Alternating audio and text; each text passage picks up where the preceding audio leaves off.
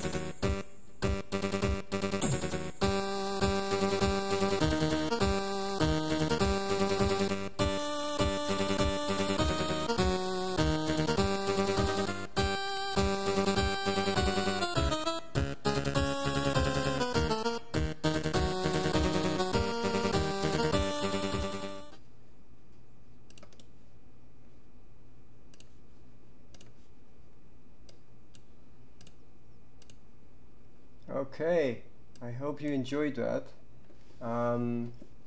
So, yeah guys, I'm sorry about it, but I had to play it. I had to do that. So that's what I worked in the past 2 hours on, with a scrolling text and everything, and I had to compose that music there. Okay, so let's put some background music. So this is the first episode where I'll be playing X3 Albion Prelude with a total conversion mod called Litcube's Universe. So Litcube's Universe, I think I talked about it in my stream last time. It makes tons of changes to the game, and it adds 2 very large enemies, thus giving you kind of like an end game purpose, which is something that the X games generally lacked. In the X game you can spend hundreds of hours building an empire, and then you can ask yourself, but why? Why should I do all that? And Litcube's Universe gives you a purpose, gives you a reason why to do all that. And more than that, it gives you tools to be able to build an empire without wasting too much time on tasks that should be automated. And that's another great reason why I just can't play the original game anymore. Once I've played with Litcube's Universe about a year ago, I just can't go back because I love that mod. It's how I think the next version of X3 should have been. It's how I think X4 should have been. Okay, and I called the episode A New Life because we are starting a new life now, a new life in the X universe. And hopefully for the next 2-3 months, you'll join me and share with me this new life among the stars. And let me move the chat here a bit. Okay, good. I think it's almost done. And I'm gonna start the game now.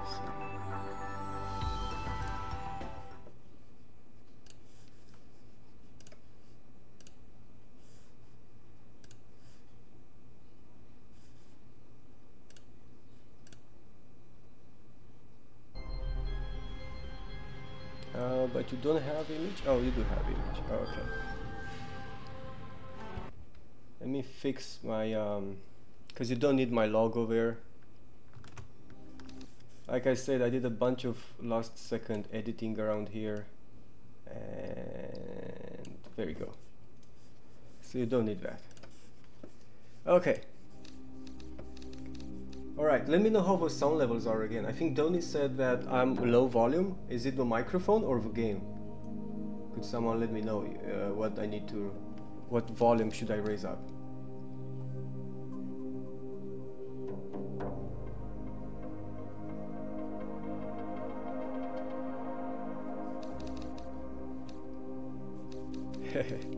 Okay, okay. So the Litcube's mod that I'm using here, it's also self-modded with a bunch of changes that I made to it, and a bunch of and many other changes that other people made to it. Some of the changes are to make those enemies that Litcube gives you, to make them a lot more aggressive and a lot more dangerous. I just like to play that way because it just gives you a lot more combat, and it's more fun. And another mod that I'm using is changing the sector backgrounds. You can already see it here in the starting screen. Hey guys, let me know how the volume is, please. Can you hear me? Let's see. Everything seems fine on my end. It's okay, Uncle Jid. We can both go through the game. You can watch me and I can try to see how much I suck at it too.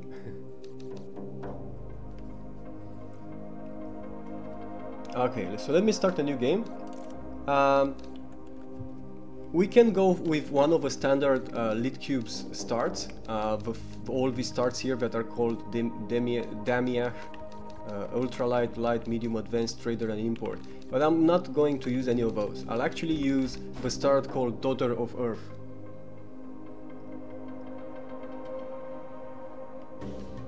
And in this start, you take the role of a female that is from a somewhat rich family from Earth. She leaves her home and she wants to start a new life among the stars, just what I was talking about earlier. Okay, one second, guys.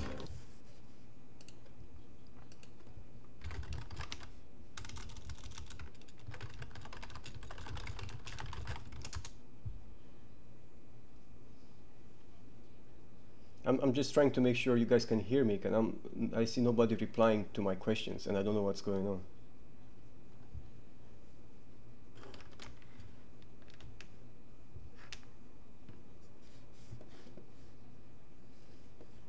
So microphone a bit louder. Okay, okay. I have it maximum in OBS. Maybe raise the mic a bit. Okay, let me try to raise it a bit more from Windows.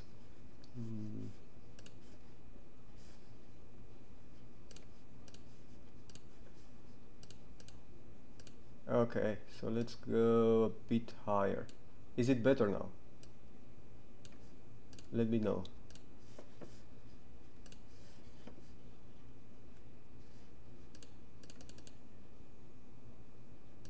Okay, okay, let's start the actual gameplay and then we can be sure if the volumes are better or not. Okay, so I'll pick the Daughter of Earth start, like I said. You start with, it's a pretty good start actually. Like I said, you come from a rich family. So they give you a fighter, an M3, they give you a scout ship, an M5, and that will be very useful to scout the universe in the beginning. And they even give you a TS ship, which is a trader ship. So you can just straight up start and trade. But that's not exactly what I will do, as you will see. Okay, so let's pick this one.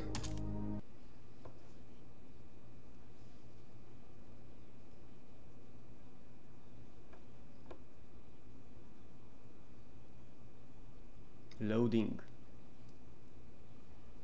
Okay, here we are.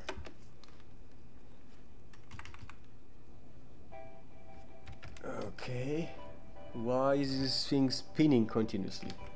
Well, give me a second, guys. Yeah, I forgot. Of course, I forgot to do something because. See if I hurry up. So I forgot to connect my joystick.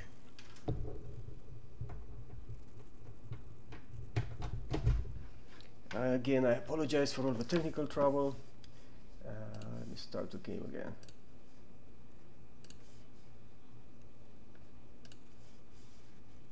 Let's see, joystick connected. Okay, good. Let's do it. We go directly to the game start. Okay. So I said I'm picking Daughter of Earth.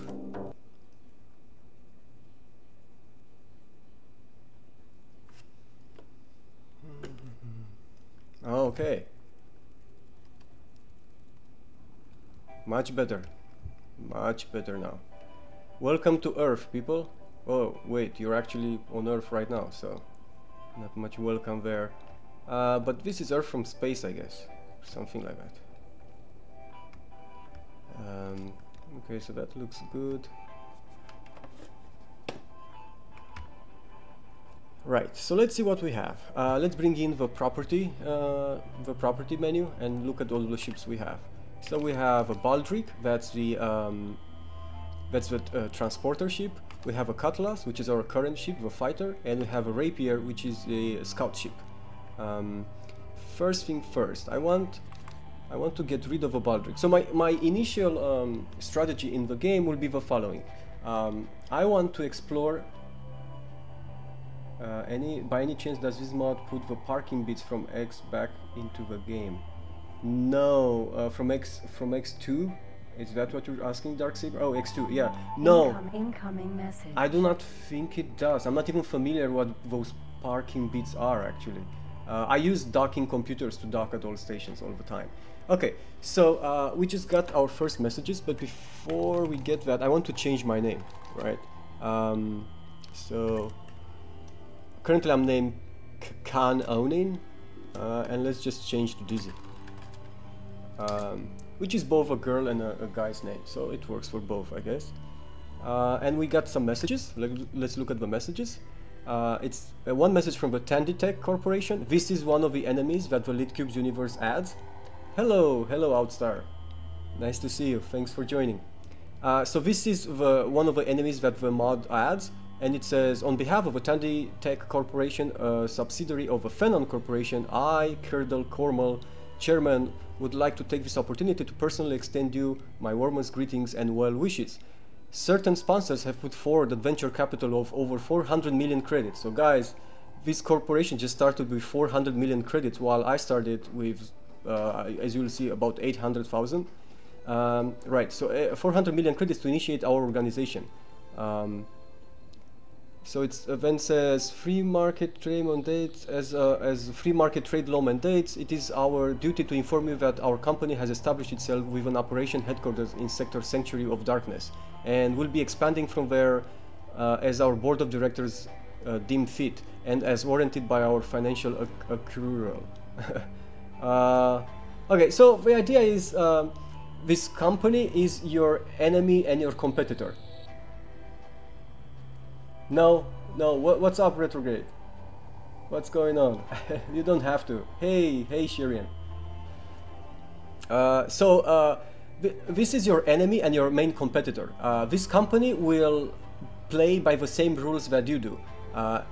It will trade to make money, it will deploy factories and sell its products, it will buy fighters and capital ships, it will buy weapons for them and equip them. So you're in direct competition with the company. And so that's one of the big enemies in Litcube's universe. Let's see what the second message is about. The second message from the Argon Federation. Argon Federation is one of the factions, the main factions in this game. To all reachable parties, as you have already heard through various media channels within your respective homeworlds, it has become apparent that we are not alone in the Omicron channel sectors. As of yesterday, scout ships in Sector Null, what's that supposed to mean, have reported sightings of what appears to be ships of Xenon and ancient terraformer make, assembling within proximity to a Xenon station. While we are unclear of the intentions of this new entity, or if this possible threat is Xenon in nature, we would urge that all scheduled jumps and passage to Tokyo Kappa be restricted. Oh, I guess Tokyo Kappa was actually what we're talking about, the sector where they noticed this new threat appearing. More information will be available as Boron expedition teams continue to uncover the origins and intentions of this new entity. Okay, so that's the second enemy in Litcube's universe. The first enemy, like I said, it's a competing corporation. The second enemy is much more devious. The second enemy is a very aggressive strain of Xenon. Xenon are the big boogies in the X universe. They are AI ships that indefinitely develop and become smarter and better and stronger, and they attack on sight and kill any biological forms of life. and this new enemy that has appeared somewhere in the far reaches of the universe is unstoppable. The military of the species in this universe cannot stop it. They can slow it down, but they cannot stop it. And your main and your end game objective in Litcube's universe is to actually beat this new enemy. And it's going to be much harder than the enemy corporation. No, unfortunately not, Sharian, because they already start very tough. For example, the Phenom Corporation, it starts with 400 million credits, and it uses them to buy, you know, hundreds of fighters and a few capital ships just from the get-go. So right now, if I were to find their sector and attack them, I wouldn't have a chance. I wouldn't stand a chance because it's just full of fighters. So you need to develop a fleet to even, you know, consider attacking any of these new enemies. And in terms of the other enemy, which is also known as the OCV, the OCV has the toughest ships in the game. They are much tougher than anything that you can buy or find. And when the game starts, they start with a sector that is full of those ships. And from there on, they extend one sector per game day. So you have to be careful to develop your fleet as fast as possible and start to fight these new enemies, because they will develop and they'll just, you know, it's game over. This is a game where you can lose. In Litcube's universe, you can definitely lose. Okay, so what's the plan, right? Well, the plan, of course, is to at some point to end up having a huge fleet and a huge trading empire. Initially, we start with these 3 ships, and let's see how much money we have in our account. We have 8,000 credits, 800,000 credits. So not much, but pretty decent actually. The other game starts gave you like 5,000 credits and a fewer number of ships, so it's not bad. It's not all too bad. Okay, and initially you want to explore most of the universe and drop satellites in them, because having a satellite in a sector allows you to see what's happening in that sector, and it also allows your traders to see what prices are available at the stations in the sector. Thus, your traders are able to take advantage of the price information and, you know, make a profit. So your first and foremost, your first objective in this game is to fly around, deploy satellites, and scout the universe. And in order to do that, we have help from our scout ship. Let's look at it. This is our scout ship. It's a fast ship. It goes up to 458 meters per second. It's pretty weak in terms of shielding and weapons. It actually has no weapons equipped whatsoever, so it doesn't have anything in the laser bay here. But we don't care about that. We will use it to explore the universe automatically, because it's a scout ship that they gave us, which already has exploration command software, explorer command software. You can see it here. So you can look at every ship to see what software it has on it. The software on the ships is something you can buy, but this ship, because it's a scout ship, already came with explorer command software. And the explorer command software allows you to give your ship orders to automatically explore the universe, for example. And I'll issue such orders right now. So I want you to go and explore the universe. And then it asks me to select starting where. Well, we can only start on Earth, because Earth is the only sector that we know right now, so start here. Command accepted. Right, so now the ship, as you can see, is just flying around, doing its thing. So from now on, we don't really care about it. It will just go its merry way and explore the universe. Good. What else do we have? We have a trader ship and our combat ship, our fighter ship. Because, so we could use the trader ship to make money by trading, but with a single trader ship, it will take forever to make any significant money. And in my opinion, having the trader ship just, you know, fly around making very little money is a poor use of the money that you could get by just selling the trader ship. Because a trader ship, you know, costs over 1 million credits. So I could sell this trader, get a couple of million credits, and then I could use those millions of credits in different ways to make money initially in the game. And once I have more money, then I'll start to actually buy back traders and use them to make money by trading. But not right now. I don't think with a single trader, just a waste of time. So I'll order my trader then to go and dock with the Earth Taurus, which is the only station around Earth. Granted. Command accepted. And what do we do?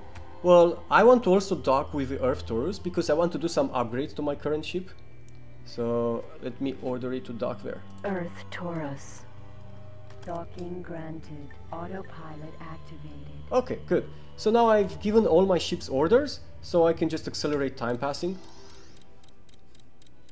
So that we don't have to wait forever until our ships are doing what we see. As you can see here, our current ship is only 86 meters per second, going as fast, and that's actually very little. And one of the reasons I'm docking with the Earth Taurus is to upgrade the engine of my current ship, because I'll be using it to fly around and drop satellites.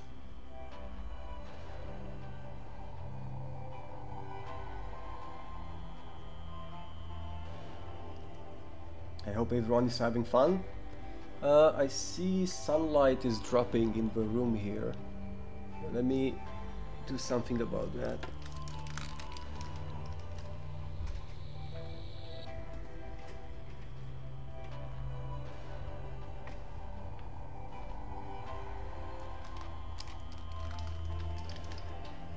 Okay, better now.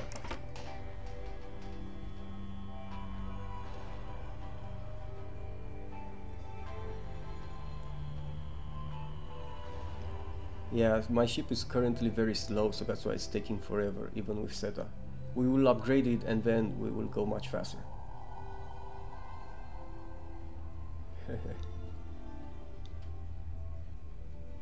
Successfully docked. Welcome aboard this Terran station. Okay. Connection to local trading network established. So I want to upgrade my engine. Engine tuning installed. I want to upgrade my rudder, which is acceleration and maneuverability. Rudder optimization installed. And I also want to upgrade my cargo to allow me to carry as much as possible, because I'll fill it with satellites, which I'll be dropping in the sectors that I'm flying around. Cargo bay extension installed. Okay, good. Let's see what else can we buy here. We already have command software, combat command software. I want docking computer. This allows me to dock with stations. Installed. This allows me to dock with stations much faster than just, you know, flying slowly until I dock with it. I want jump drive, but I'll only be using it right now, but I'll start using it soon.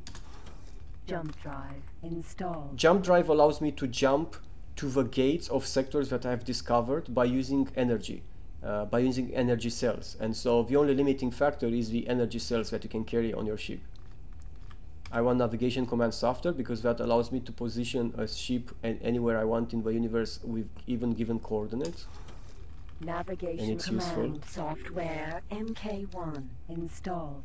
And I think that's about it. I want trading system extension. Trading system extension allows me to see the prices of products remotely. So if I have a ship or a satellite in a sector, I can check the prices on all the stations in that sector remotely because I have this trading system extension installed. So it's extremely useful. And I also want the triplex scanner. The triplex scanner is an upgrade to the scanner range of my ship, and it's also the maximum upgrade you can get in this game for a ship. So I want that. Okay. Triplex scanner installed. So I already spent about over 200,000 credits from my 800,000 that I had initially. That's fine. That's fine because we will be selling the trader ship and we'll have a lot of money from that. Also, it's a good time to save a game. So let's do that.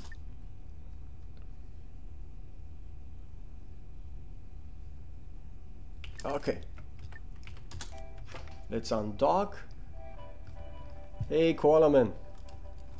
Why do I disappoint you? And let's fly towards the west gate.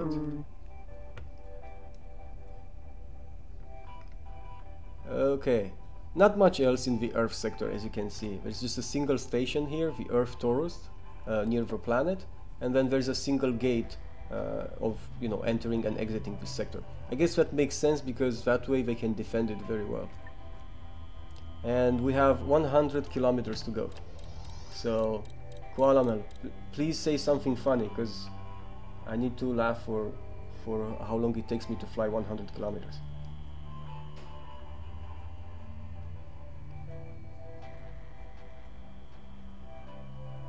Thank you, Kilgore Trout.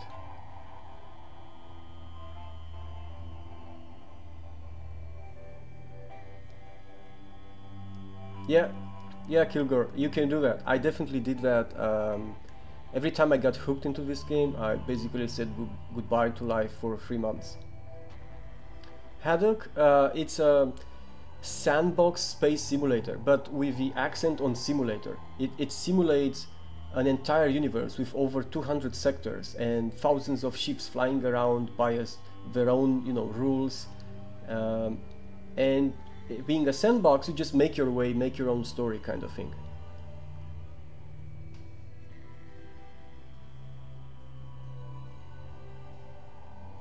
Oh yeah, memories. I know. Free Space is really good. Oh, because it isn't Chrono Trigger, but it is Chrono Trigger.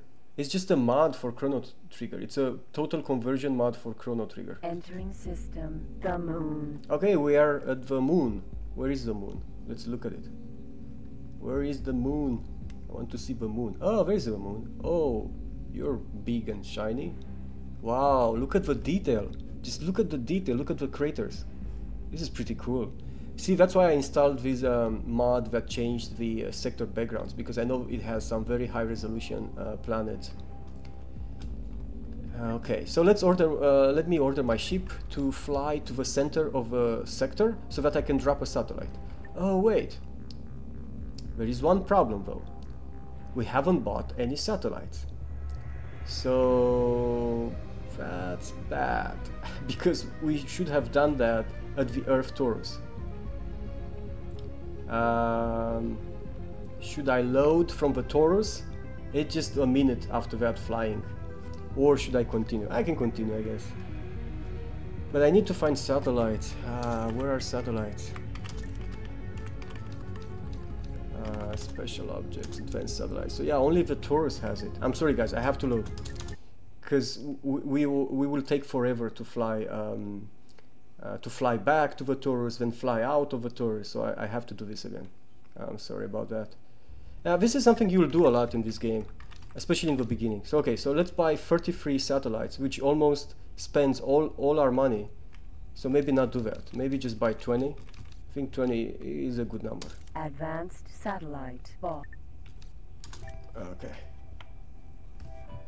Okay, so Westgate. Again, we have to fly 100 kilometers. Again, Koala Man has to say something funny because otherwise I get bored. Okay. Yes, Tom, retrograde Tom. It's very deep. It has a very large learning curve. It has tons of mechanics. It has everything you can imagine. It has even boarding. So how does boarding work? You have to hire Marines, and then you have to train them, and then you have to get them on special ships, and then you can order them to board a ship, and you can actually see them going in space and trying to get to the ship to board it. If they make contact with the ship, then they start cutting through the hull, then they get inside, then they send you these reports every 10-20 seconds saying things like under fire, or we got victims, someone help us here. They're fighting inside the enemy ship, and if you're successful, in about a minute or two, you have control of a fancy new ship. So you can even pirate. Ah, okay, Koala Man, that's very funny. Ha ha ha.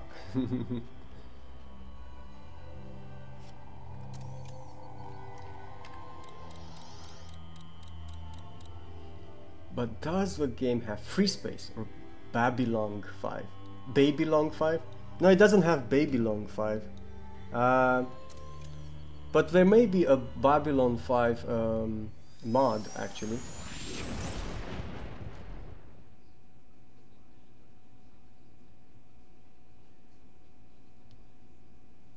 Entering system. Alright. The moon. We're back at the moon.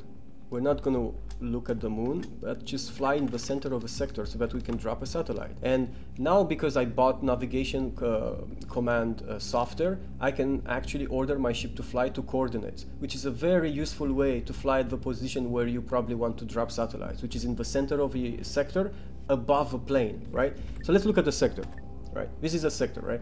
And this is a moon sector. We just came in through the east gate and we're going west. Good. But this is just looking from the top at the sector. You can change look from a side of it. See? Now I see the sector from its side. Okay, because it's a three-dimensional sector, right? And now, what I was trying to say earlier was the way I like to drop my satellites is in the center of a sector about 25 kilometers above a plane, because there is like a main plane. Most stations are almost in the same z axis value, so it's like a plane in the sector. So you can go maybe 25 kilometers above it in the center and just drop it there. So let's order my ship to go at that place. Navigation, move to coordinates. You have to input the coordinates here, so it's 0, 25k, 0. The first one, I think it's X, the second one is Z, and the third one is Y or something like that. Autopilot activate. So see, my ship is already now facing upwards because it needs to fly up where I told it. And if I bring in the sector map and look from its side, you can see now my ship flying towards this point somewhere in the sector. Okay, so now again we have a bunch of time to kill. So let me press Zeta.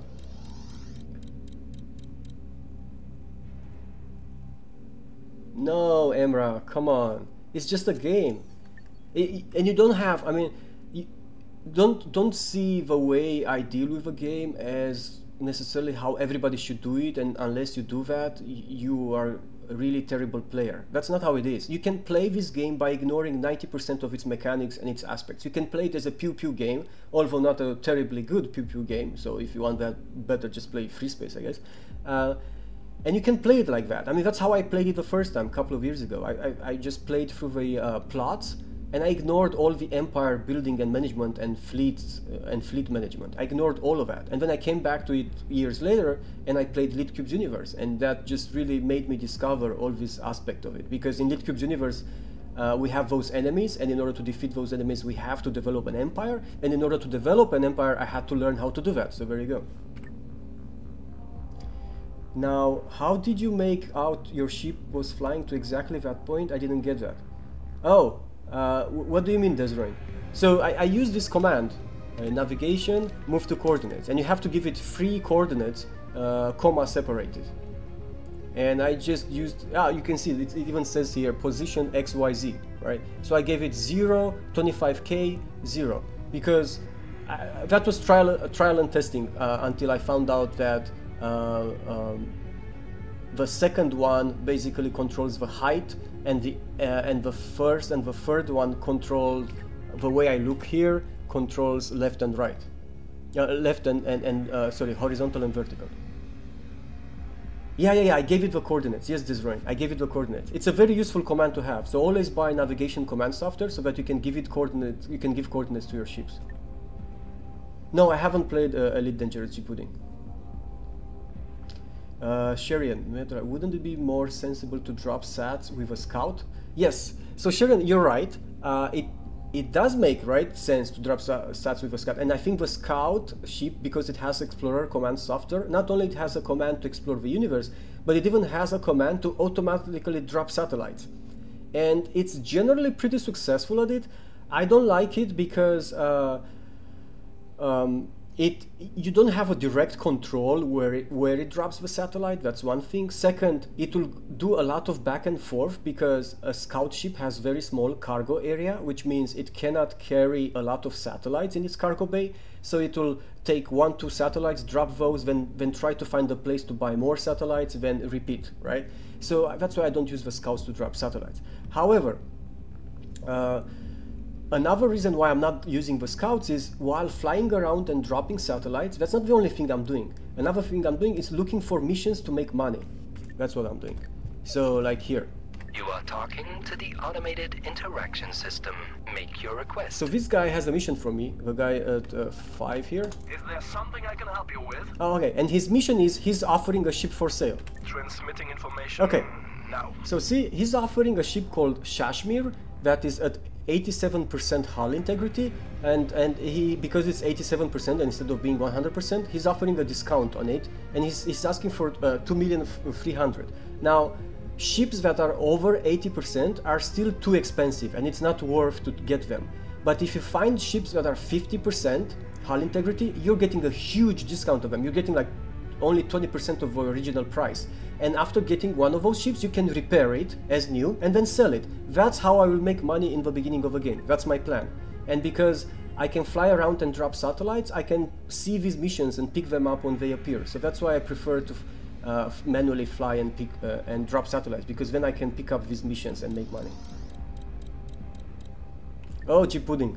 Yeah, I don't know if it works on Earth. Oh yeah, you're right, I think. I think you're right, Sharian, that they're labeled. Probably I didn't notice. Okay, so my ship got to where it needs to be. Let's drop a satellite. Advanced satellite ejected. So we can see it here already, the satellite. And not only that, because we dropped the satellite, now suddenly all the sector has lightened up. So we can see everything. You can see all the ships in every corner of the sector. And this is a change that Litcube made, because originally satellites didn't have this huge range. But it makes sense, right? A satellite is a powerful piece of technology, so why not see everything in the sector? And because we see everything in the sector, we can actually look for missions everywhere in the sector now. But we have no other missions, so that's good. Okay, where do we go next? Let's see. We came in from Earth and we are going to Venus.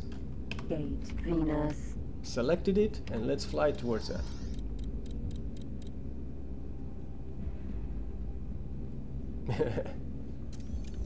Okay, Sharian.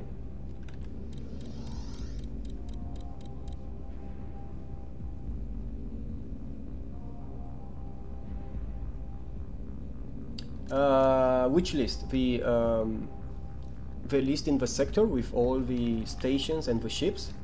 You can, the only filters that you have are these tabs above, where you can say, just show me the ships or show me just the stations. And by default it shows everything. I think that's the only filters you can get in the sector map.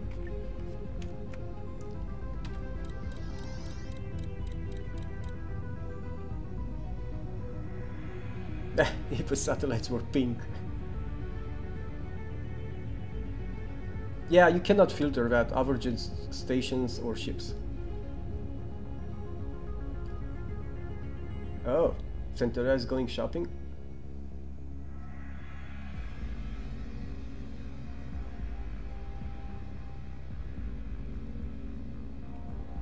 It is very good, XRM.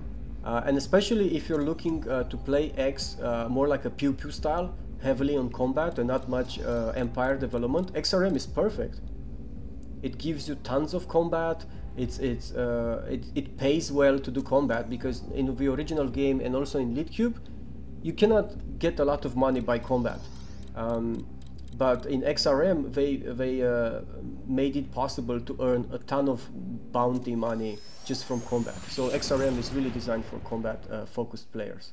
I actually have 5 X installations right now, and one of them is with XRM. Okay, so we got to Venus. Where is Venus? Let's look at Venus. That's the sun. Ah, where's Venus?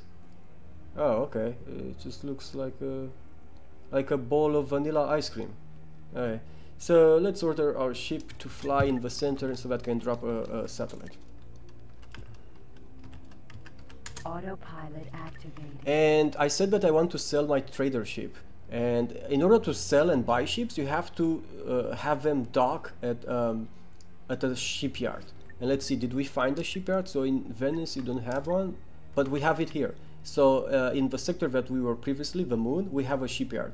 And we can buy ships. See, already we can access the interface to buy ships.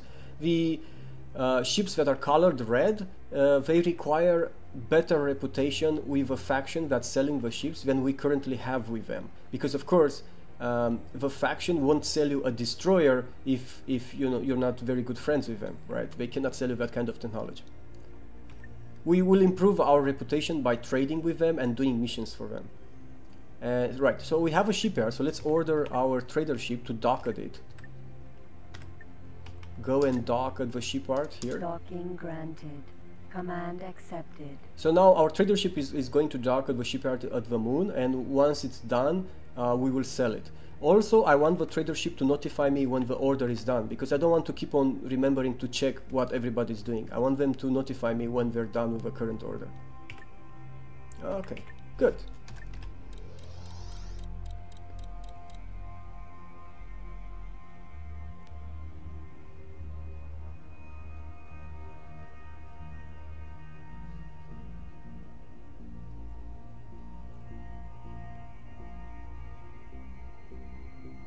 Of course I can, Koala Man. I shall do that. So you mean name it the Koala Silk? Or the Silk Man? Or something like that. Okay, we're here. Drop a satellite. Advanced satellite ejected. Okay, so now when we look at the sector map, we already see an enemy ship. And if you look at the name of the enemy ship, it says Tanditech Trader. So if this is a trader ship of the enemy corporation that we're supposed to be in competition with. So let's attack it. Fanon Baldric Hauler. Do not miss any opportunity to harass your enemies. That slows them down. Like if I manage, for example, to produce damage to this ship right now, then he will have to spend money to repair it.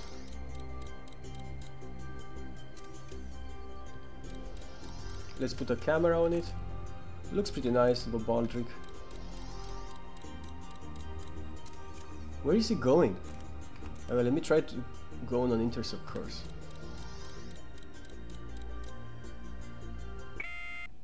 Okay. Here he is. Target is now in firing range. Oh wait, I need to enable my auto aiming. Good. There you are. Drop your cargo. Oh, he dropped the drones. Those drones will attack me. But I can still try to take his shield down.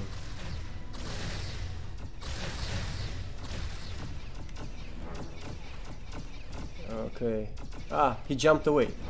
So he used a jump drive to jump away to safety. And now he left me with the drones. That's pretty good strategy. Now I have to destroy the drones. Fanon fighter drone.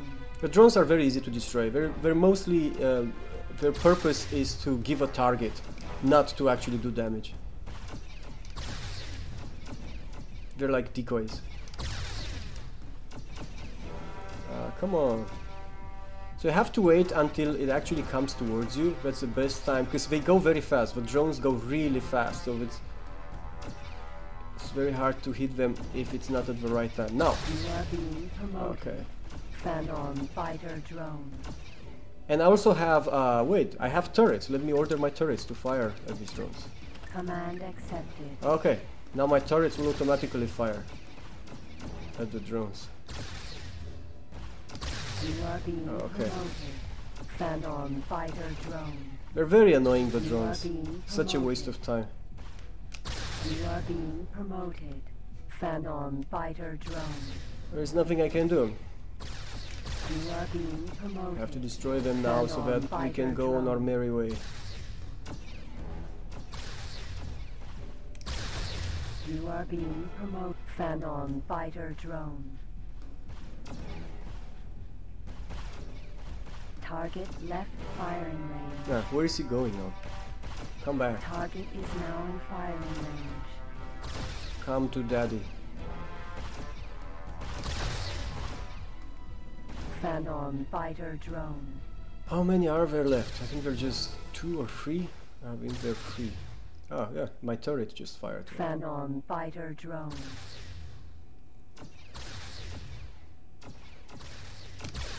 Okay. Fanon I still have 1 fighter left. Okay. drone. Die. Man, this was such a waste of time. Because I didn't manage to do any hull damage, so I just took some of its shields, and those shields will regenerate automatically, so it was just a complete waste of time on my part. Let's see where we are. We're in Venus, let's go to Mars. Gate Mars. Okay, let's go to Mars. We're not seeing any missions being offered. The game will start to pick up soon. Right now we're just exploring a few sectors, but once we start getting missions, for example, to buy used ships, we can repair them and sell them, like I said.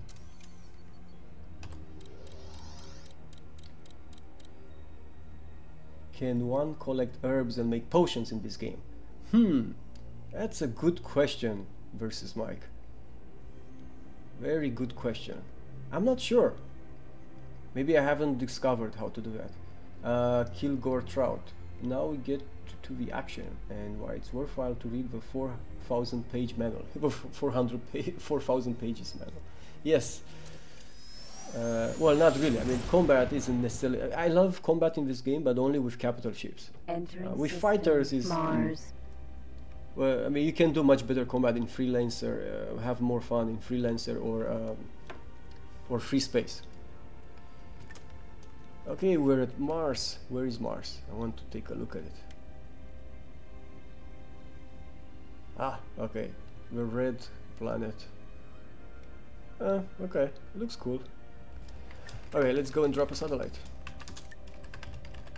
Autopilot activated. Anything on this map? No. You will notice that the design of the stations really depends between the various species. Currently, because we are flying through Terran sectors, the designs are of Terran origin. So they look more like how, you know, the standard science fiction design for human-made structures, space structures. But then when you get to the other races, they look a lot more original.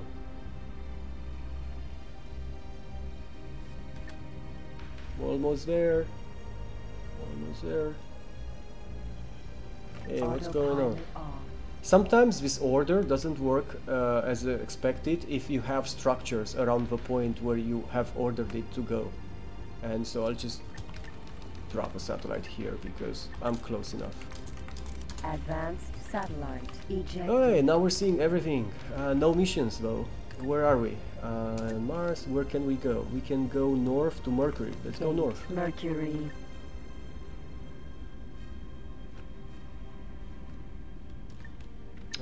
Let's see what are the other ships doing. What's the trader doing?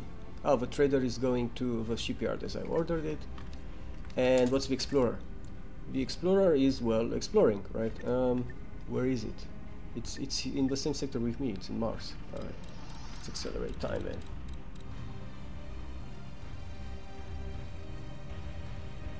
Oh yeah, good point, Sharon. It did cost them some energy cells and some drones. That's a very good point. The drones are actually expensive. I think a single drone goes for over 100,000 credits. So they lost about a million, no, just about 2 million there. That's not too shabby. That's pretty good. Yeah, it's a weird game to describe, Kilgore Trout. In my opinion, it's rather unique. I don't think there is anything that actually has all this combination of game mechanics that this game has and the scale of it. Nowhere the scale of it. This game has an amazing scale when you have those fleet battles in endgame, as I hope we will get to in 2-3 months from now, hopefully. Oh yeah, one thing I wanted to talk about, guys, which I should have actually talked about in the beginning, and I did not. I won't be playing the whole game on stream. It's really physically impossible. Incoming message. The last time I finished this game, it took me 240 hours, right? You cannot play 240 hours with a single weekly stream of 4 hours, right? It takes, I think, when I did the math, it took like 15 months or more. So the way I'm planning to play the game is I'm going to try to have the most interesting parts on stream, and I'll try to do the grinding off stream, because there is a lot of grinding involved. Oh my god, what's going on here? Whoa, there's an invasion of pirate ships. Oh, I mean, I could join the military and defend the sector, and then I'll get good reputation with the Terrans. But I don't have time for that. Plus, I don't have a great ship. I mean, I could destroy all of these scouts, and I could even just take on the interceptors.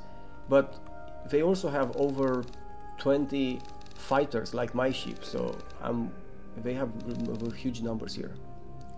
All right. So where are we? We're on Mercury, and we can go east to Heretic's End. That's where the pirates came from. Okay. Well, I want to go south back to Mars because we left some sectors unexplored here. Like from Venus, we could have gone left. We could have gone west, I mean. So let me go back south, but on the way I'm going to try to dock at the station, so to save the game, because if we die now, we just played, we just have to redo everything we just did. So where can we dock?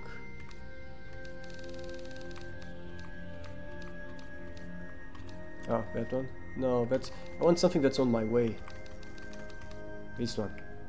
Carbo Cake Factory, L Alpha. Okay, that one. 70 kilometers.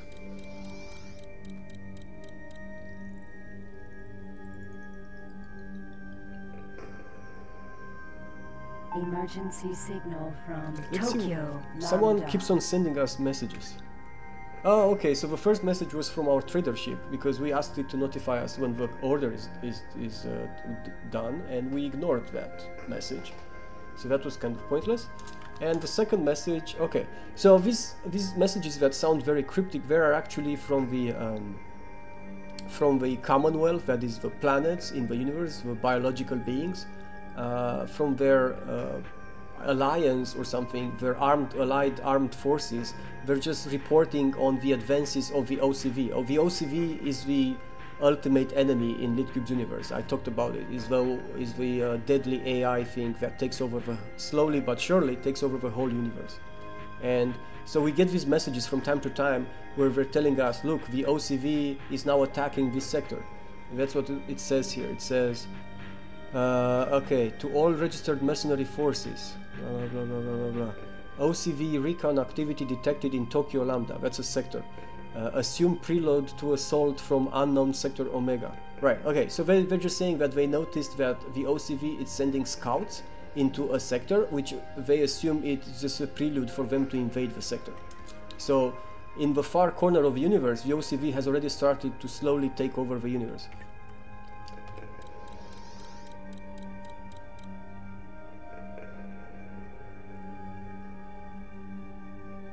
Yeah, the future is amazing, Uncle Jit. Lots of pooping.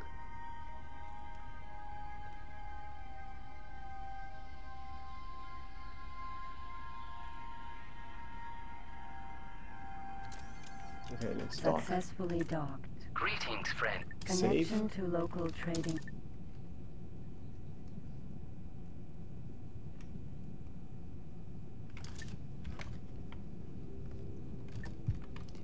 And I want to go south.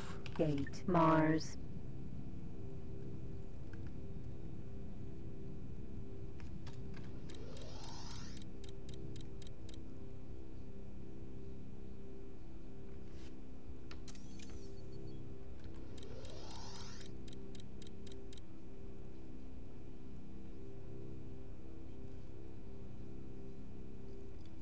Can you bribe the AI with cookies? No, they don't take cookies. I think they just assimilate technology. They're like the Borg.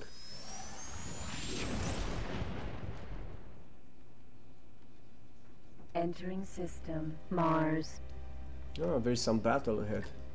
Oh, it's a single pirate fighter ship. Pirate. Let me destroy it Kia. and gain some reputation of this sector.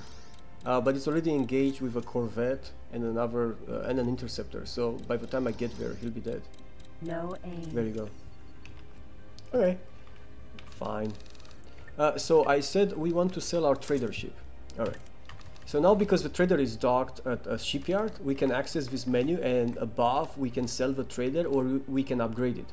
The upgrade menu is essentially where you can access the equipment of a ship at the shipyard, so like to buy new equipment or sell it. And I'll go in the upgrade menu first because I want to strip it of everything it has.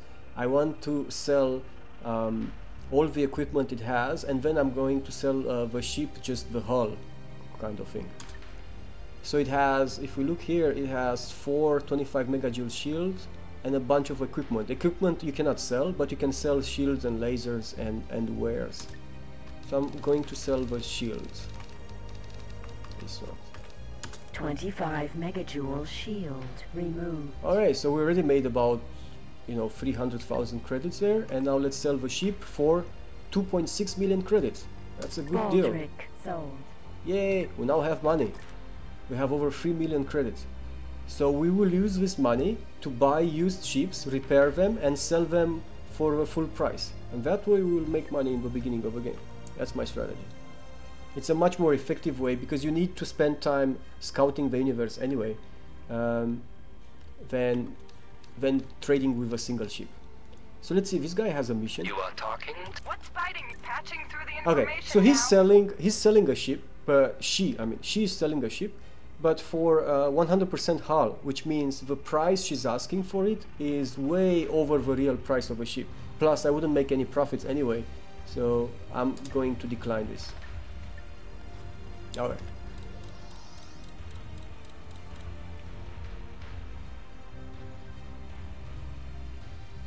Yeah, Mars is beautiful. It's spinning.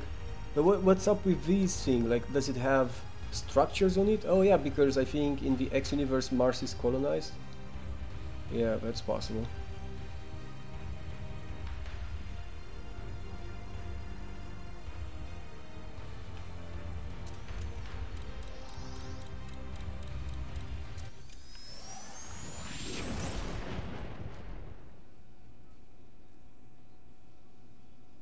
Entering system. Oh yeah, that would be awesome, Asteroid Sherry. belt. But I did notice something like that, where at some point in my previous play of this game, I just let SETA run. I moved all my ships to a single sector. I barricaded it very well, like with laser towers and things like that, so that nobody can come there and destroy my ships.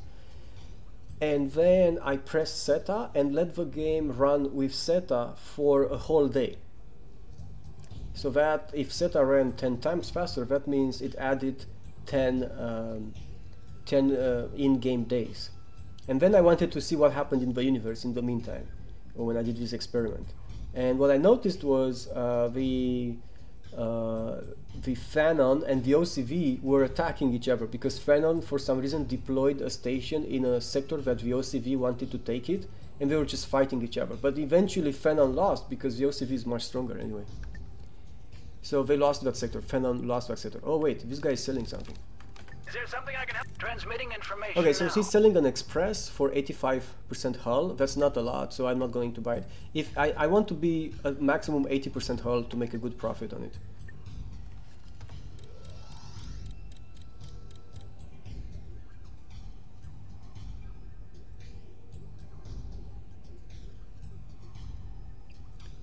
Okay.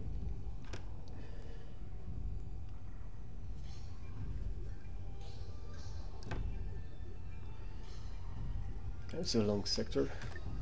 Oh yeah, it's pretty big.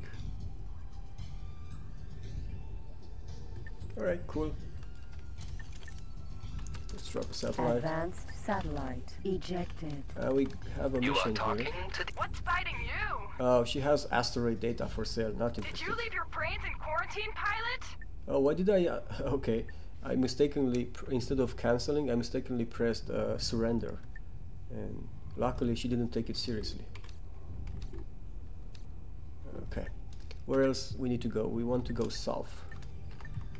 South is Jupiter. Let's go to Jupiter. Gate Jupiter. Oh, okay. We have to go to fly through this station structure. That's not a problem.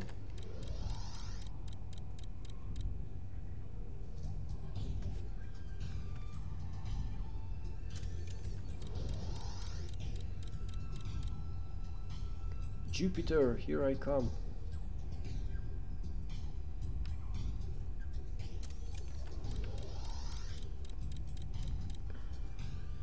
Oh, you guys are talking about RPGs, good RPGs, and some that aren't that good.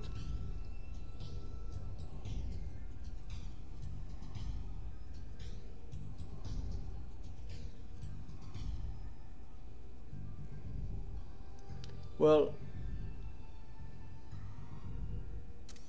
Kilgore Trout, you want a new, good, single-player RPG. Entering system. Witcher 3 is Jupiter. amazing. But besides that, have you played all the older good single-player RPGs? Because, for example, I haven't, and Autopilot if I just, activated. instead of wanting a new one, I could just play one of the old ones that I haven't played yet.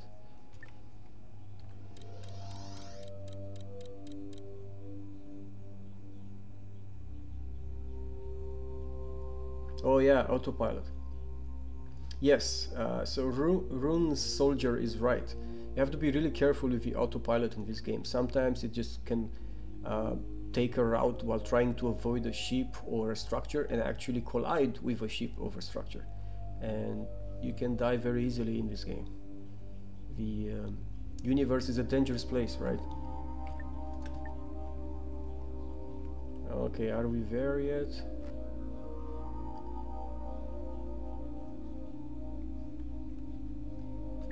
Alright. Advanced satellite ejected. Drop the satellite, no missions here. Oh, that's strange. I should have had at least one or two ships, but yeah, I had offers, but they weren't really good. So let's go to Venus. No, we just arrived from there, I think. Let's see, where are we? Oh yeah, we just arrived. Oh, we haven't been to asteroid. Oh wait, we have. Okay, so Jupiter, Venus. Okay, we can go west then. Gate Jupiter 2. Oh, another Jupiter sector. Oh, where's Jupiter? Cool. The big giant.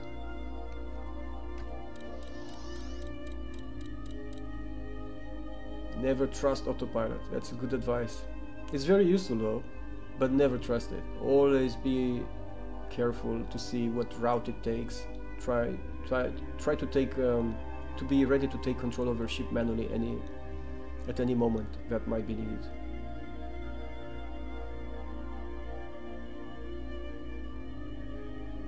Oh, it does have Dark Saber? I didn't know that. Oh, that's so funny that even modern games have this issue. I mean, the X games have always had this issue, and people even make jokes about it. Though Litcube's universe actually fixed a ton of stuff. As you can see here, the gate lacks any structure. So Litcube's universe removed the actual gate structure around the artificial wormhole. And the reason he did that is to avoid collisions with the gates. Now there is nothing to collide with at the gate. And that actually removed probably 70% of the cases of colliding with objects in X, simply by removing the gates. And another thing Litcube did, he developed this thing called bounce, where if two ships get on collision course and they are really close by, they immediately turn back, like instantly. It looks fake, but it does help with avoiding collisions. So you generally experience much fewer collisions in Litcube's universe than the other X games or mods. Entering system Jupiter 2. Let's fly. Drop a satellite. Should make a song about this. Autopilot activated. It doesn't work like that, Sherry, and unfortunately, I think even if you have a strongest ship, if you collide with structures such as large structures, such as gates or large stations, it will destroy your ship. They're just, they have more mass. Breach commander.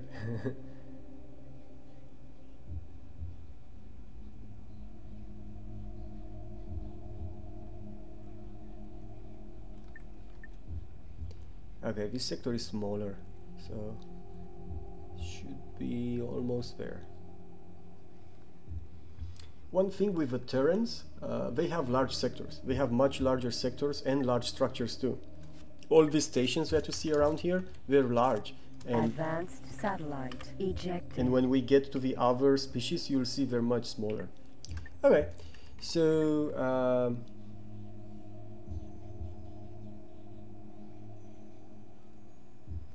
oh, thank you, Outstar Worker. Those are very kind words. I feel like people are probably very bored now because I'm just flying around dropping satellites, but well, that's what the beginning is actually right now. But if I get some missions, because for some reason I'm not getting almost any missions, which is a bit strange. So let's go to Jupiter 3. Jupiter 3. And thanks Outstar Worker and the stream team for allowing me to stream on this channel.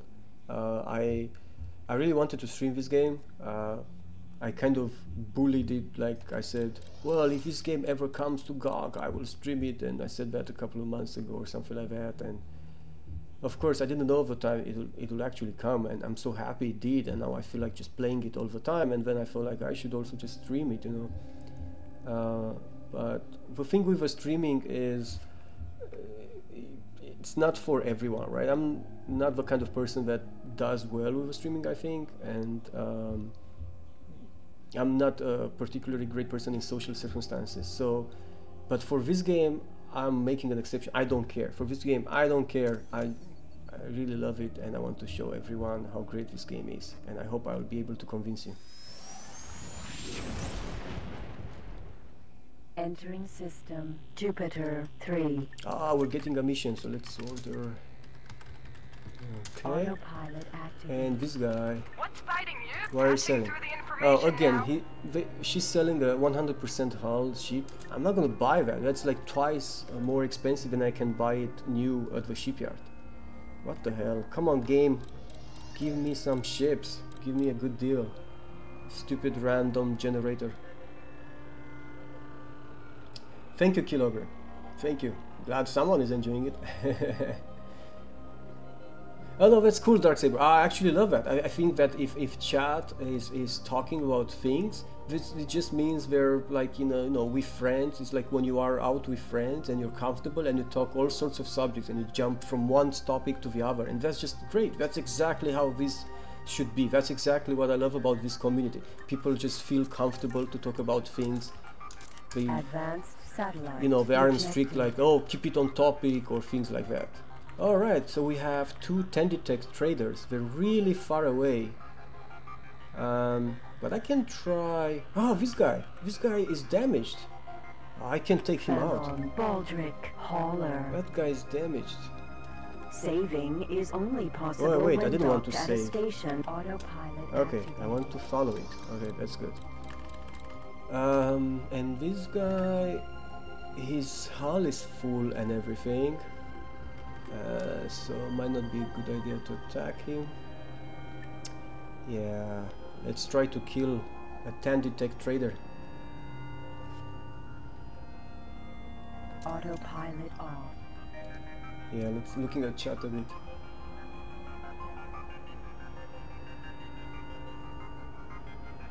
Thank you, Chris.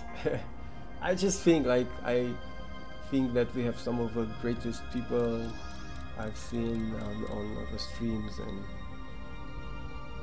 but like I said, I really don't care. It's this game I love, and there's nothing making me feel bad about streaming it. Nothing. Yes, die. Come on. Target is Pew, now pew, in pew. firing range. It's not really pew pew pew. It's more like pew pew pew. Oh, he dropped drones. Alright. I think I'm going to ram it because it has very little hull left, so I should be able. There you go. I destroyed it. Oh, and I'm left with Fanon 10% fighter hull. drone. That's not good. I need to escape this. Solar power plant. XL Alpha. Escape, escape, escape. Successfully docked. Alright. Greetings, friend. We bid you a heartfelt welcome to So this now- Terran station. Connection Because to we local rammed that trading ship, network although it had maybe established. 5% left of its hull, it was still a trader ship, which are larger ships than my small fighter craft. And so it took almost all my shield. At least it didn't do any hull damage.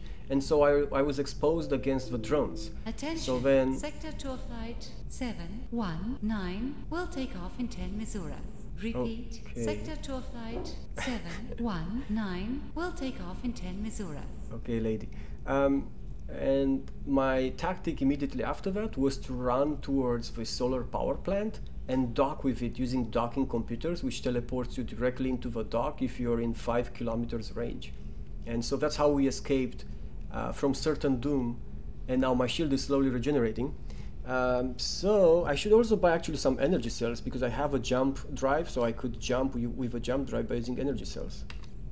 Yeah, there you go. I can buy energy cells. Energy cells bought. So next time we are in a tough spot, we can just jump away. And let's save.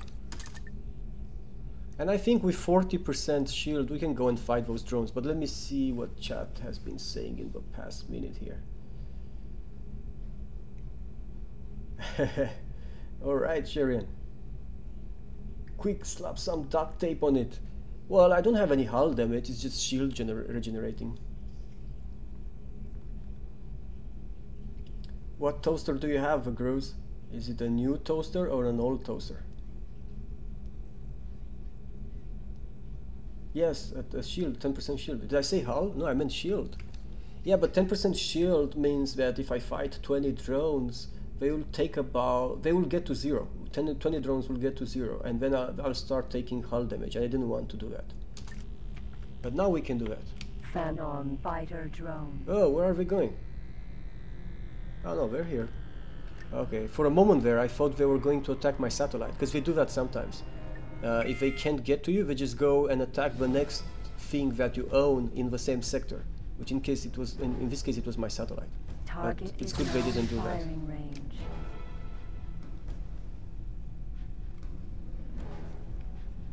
So what now? I have to Target hunt these left things? firing range. Oh no, they're coming towards me. Good, good. At least I don't have to go after them. Firing range. Let's kill some drones. You are being Because promoted. we're not able to Phanon kill fighter drone. ships. Oh, actually we did kill one ship, right? We rammed it, so that's good. So we did damage to Tanditech. Phanon fighter drone. Guys, Tanditech is just the first subsidiary of the Phanon Corporation. A subsidiary ends and the next one begins when either you destroyed the current subsidiary Phanon or fighter drone. it has developed really far. Like if they developed because you have ignored them or aren't attacking them, they automatically upgrade to the next version. And every next version is tougher than the previous one, and this happens 7 times. So the 7th generation is the last one and the toughest. You are being promoted. Phanon fighter drone.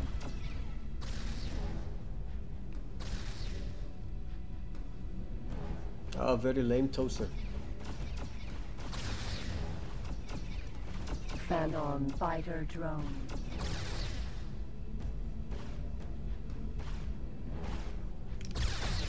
Okay. Oh, there's one more. Phanon fighter drone.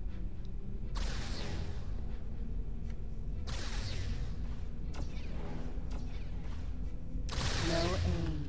Okay. And the other Tanditech ship flew away. Oh wait! Now we got Harrier. lucky.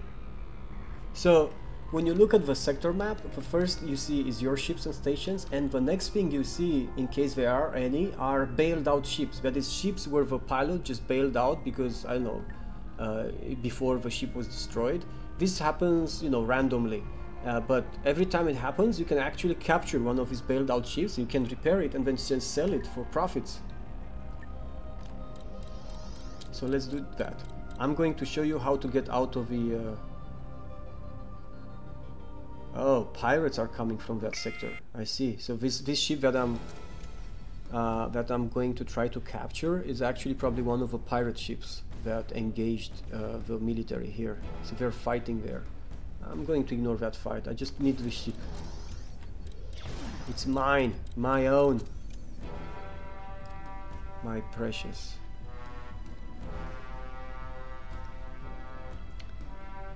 Okay. So we have to get close to it in order to capture it. Ooh, too close. Alright. Now we have to get out of our ship. That's the only way you can repair ships and also capture abandoned ships. See. Oh wait, what? Wait a second. Okay, stupid Windows. See the texture on the ship? It looks like fiery with fire symbols. That's because it's a pirate ship. So pirate ships have this kind of texture on them. Now I'm going to eject from my ship, and we are now in an astronaut suit. This is our ship, the one we've been flying all along. Looks pretty cool, right? And this is the ship we want to capture it. So let me fly towards it. Harrier.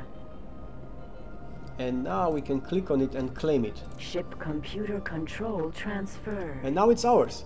And now we should repair it. The way you repair ships in this game for free, but it only takes time, is you use your laser while in astronaut mode. So the astronaut laser is actually a repair laser. So let's do that. So you can see how the hull is being repaired automatically. This is what I want to do with those deals. If I get ships for 50% hull, I repair and sell them, I'll make tons of profits. Cutlass. Let's go back to our ship. Okay. And the new ship we have, the Harrier. Let's see. It's a scout ship, I believe. Yes, it's a Harrier, it's a scout ship. It even comes with some shields and even lasers, weapons. It goes up to 375 meters per second. So it's a pretty slow scout ship. So I'm not going to keep it. I'm going to sell it. So let's sell it at the shipyard. Where do we have a shipyard closest? Not here. Not here. Not here. Not here. Mars. Okay, go to Mars. That's a long way. Command accepted. But we don't care. We do our other things while the ship is flying that way. No, Sharian. Windows popped this dialog box saying, "Do you want to turn on sticky keys?" Because for some reason it detected that I kept on pressing Shift, and it asked me about that. Okay, so where do we go now? We can go west, but what is west? West, okay, west is Meton's Refuge. Meton's Refuge is a pirate sector. That's why pirate ships were coming from that direction. So I'm not going there, not with this ship, not now. So we're going back east because we have no other choice. Jupiter 2. Jupiter 2. Oh man, and that's very far away. 100 kilometers. Okay, what are our other ships doing? What's the Explorer doing? It got to Saturn 2 and it didn't do much else. And okay, nothing else around here. We're still very much in the beginning of the game, not much happening. Yes, repairing is super expensive if you repair at a shipyard, if you pay money for it. But you can repair your ships for free using the repair laser. But this is something that only you have, only the player has. Fanon cannot use repair lasers, I think. They have to pay to repair their ships, just like anyone else in the universe. And this is how I'm planning to make money. That's why I said it might sound strange, but it's actually good to sell my trader now and get money for it, and then I can use this money that I have now as a buffer to buy broken ships and sell them much more expensive. And I've been unlucky so far that I didn't get any good deals, but normally I should have gotten at least 2 or 3 so far. Yeah, the sticky key disabled. I haven't done that, I guess. Jupiter 2. Okay, nothing here. Oh my god, no missions whatsoever. This is crazy. Okay, let's go south. Gate Saturn 2. Let's go to Saturn 2. Yes. I got it on GOG a while back, and watching you play made me want to get this mod. Oh, great! It's an amazing mod. So I've played a lot of... for my games, I play tons of mods, because I'm the kind of player that usually, you know, gets very focused into a game and then plays that game for months and so on. So I usually play with many mods, replaying the games to feel, you know, more fresh and different. And Litcube's universe is probably one of the best mods, if not the best mod that I've played for any game ever. It's really that good. It's absolutely amazing. It's mind-blowing. And the guy that made it, Litcube is his nickname, he worked on this mod for 7 years. Just to give an idea. Thank you, Angaret. Good night. Entering system Saturn 2.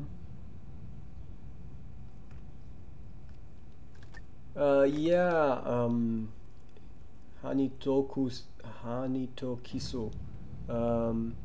That is an issue in general because there's so much writing in this game. Autopilot activated. If you scale it down, you can barely tell what's going on. But even so, I'm actually using a modded font. This font that you see here in the game is actually slightly larger than the original font.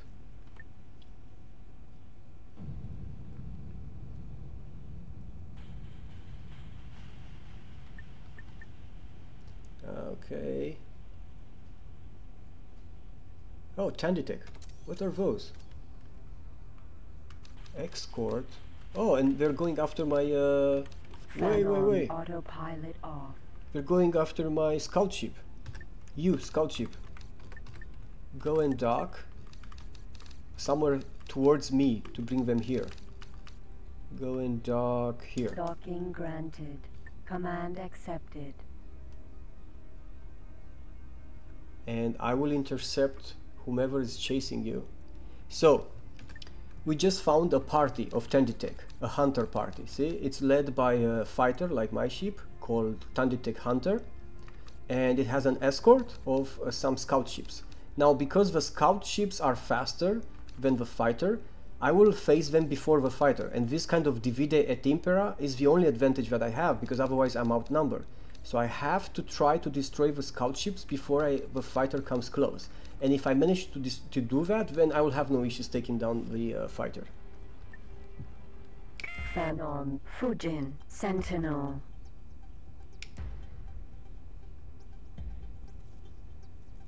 Fanon, Octopus, Raider. Ah, damn it. Fanon, Rapier. This guy. Come on, I'm attacking your ship, come back. Ah, they're attacking my ship. No! They're ignoring my attacks. Target left firing range. Ah, damn it. I'll have to buy a new scout. They destroyed my ships and they ignored my attacks. What do you say about that? Target Wasn't that great strategy on their behalf? It surely was.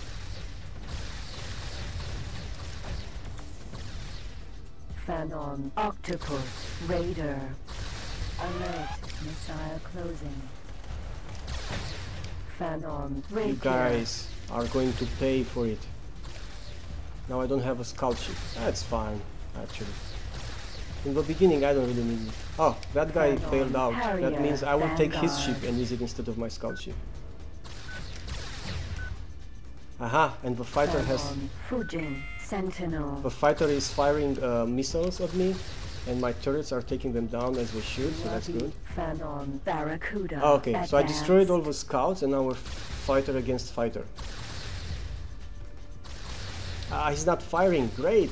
He's trying a dodging maneuver. Well, it's not going to work. You destroyed my scout, you will pay with your blood.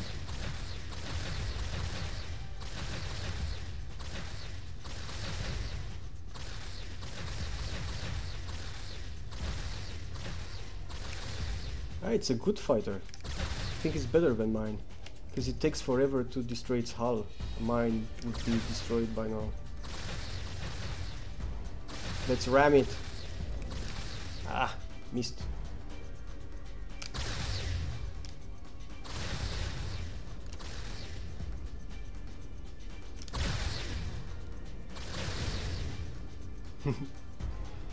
Yeah, trying to ram it. Okay, let's put some distance from it. We're just circling around. No aim. Okay, now someone bailed out. Rapier. Ah, it's exactly the same type of ship I had. Oh, that's good. But unfortunately, it doesn't have Explorer command software, so that means I cannot order it to automatically scout the universe. So I lost my Explorer. But like I said, I don't really care right now.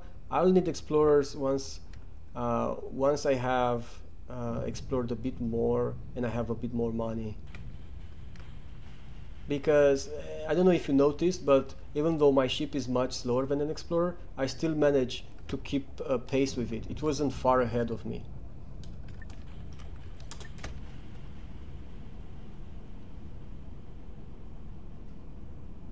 Wow, I think I do. I think I remember that one. It was a hard mission. Good going, Chris. So you got used to the joystick then?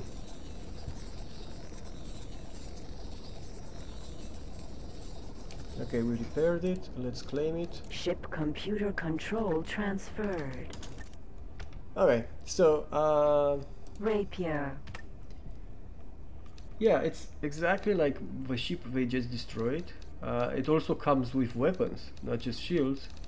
It's exactly as fast, I think, or slightly slower. My main problem is it doesn't have Explorer command software, so it's useless. I cannot... Oh man, I lost my Explorer. Bad, Dizzy, bad. So, what do we do with it? Do we sell it? I think I will sell it. I really don't care now. If I don't have Explorer command software, there's nothing I can do. And if I can find, because you can try to see, so the game builds like a dynamic encyclopedia that organizes all the information you have discovered. So if I want to see who sells Explorer command software, I go into that encyclopedia. I go here, here.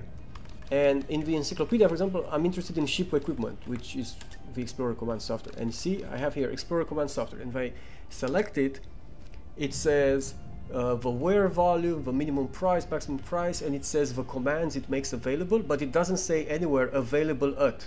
So right now, I haven't discovered yet who sells this software. And until I do, I don't think there is a point in keeping this scout ship around, because from what I remember, it will be some time until I discover who sells it.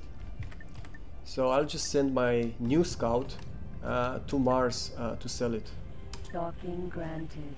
Command accepted. And I'll continue exploration on my own.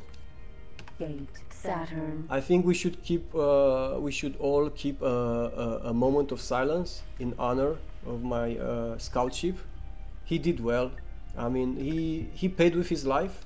He followed my orders to the letter, and he paid with his life for them. So Saturn 3. that's much respect there. And let's see.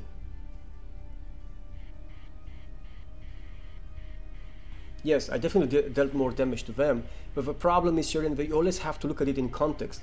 Right now, I'm the person with 2 ships.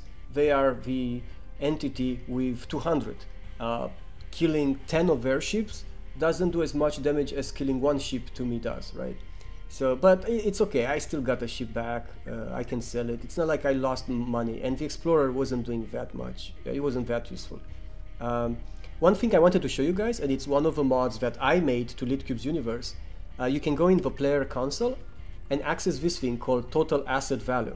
The total asset value, it's a script I wrote that tries to compute the total money you have by taking into consideration everything. So not just your account, but the value of your ships, the equipment they have, how much that costs, the wares on ships, how many stations you have, the wares on stations, and so on. So let's see what the total asset value is currently, right? So it creates a report, blah, blah, blah. And so total asset value right now, it's almost 13 million credits. And you will see how quickly this goes up if I get one of those missions to repair. But for some reason, I've been extremely unlucky this game.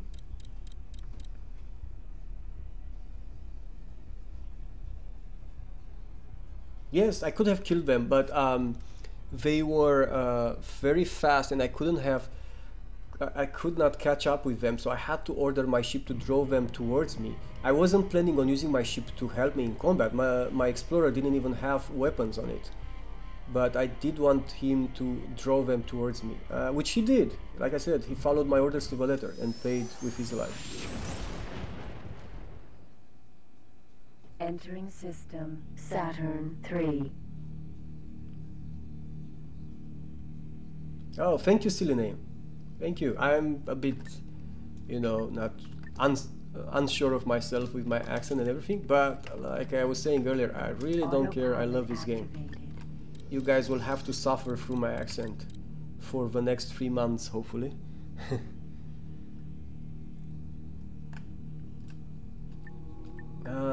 The environmental light is getting really low here. Give me a second, guys.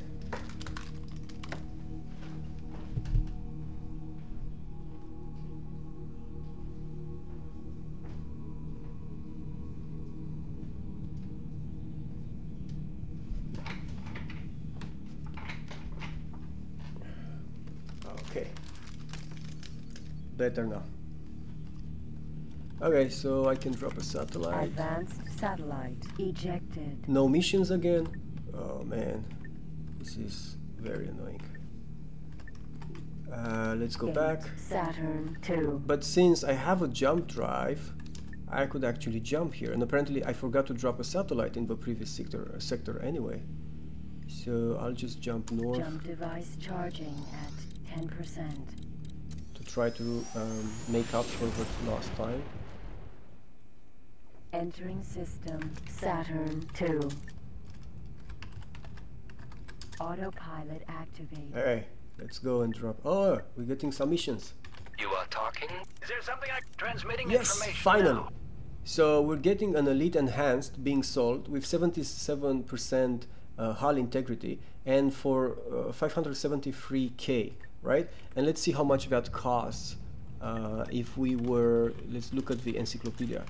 So ship, oh actually there is a better way to browse the ships. Litcube's universe adds this thing called ship compendium, and you can go here, and I want to see Elite, I think is an M4, and I want to see all ships. Sort them by, I always sort by speed my ships, that's how I roll. But it's not showing any Elite Enhanced, so I guess I haven't discovered much about Elite Enhanced yet. Okay, so I cannot, what I wanted to show you guys was how much does that ship cost new compared to how much he sells it for. But the thing is, I'm not too concerned. If his hull integrity is 77%, that means I get at least a 20% or a 30% discount. So it's a good deal, so I'm going to buy it. You are positive. Wait. You are I should talking? Is there something transmitting information? Ship computer control transferred. Okay, we bought a new Elite, and let's order it to get close to us so that we can repair it. Command accepted. Good, so now it's following us. Where is it? Here. Oh, it's far away. Elite. Okay, let's ignore it enhanced. for now. We want to drop a satellite.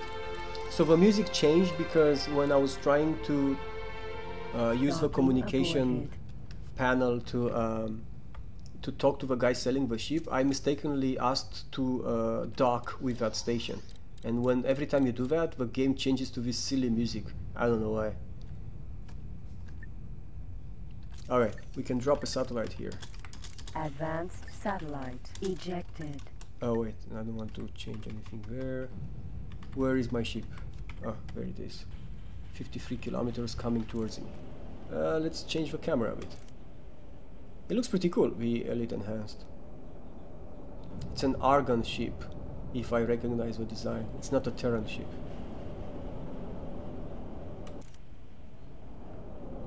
Cool. Yeah, we're going towards it and they're coming towards us, so it won't be long now.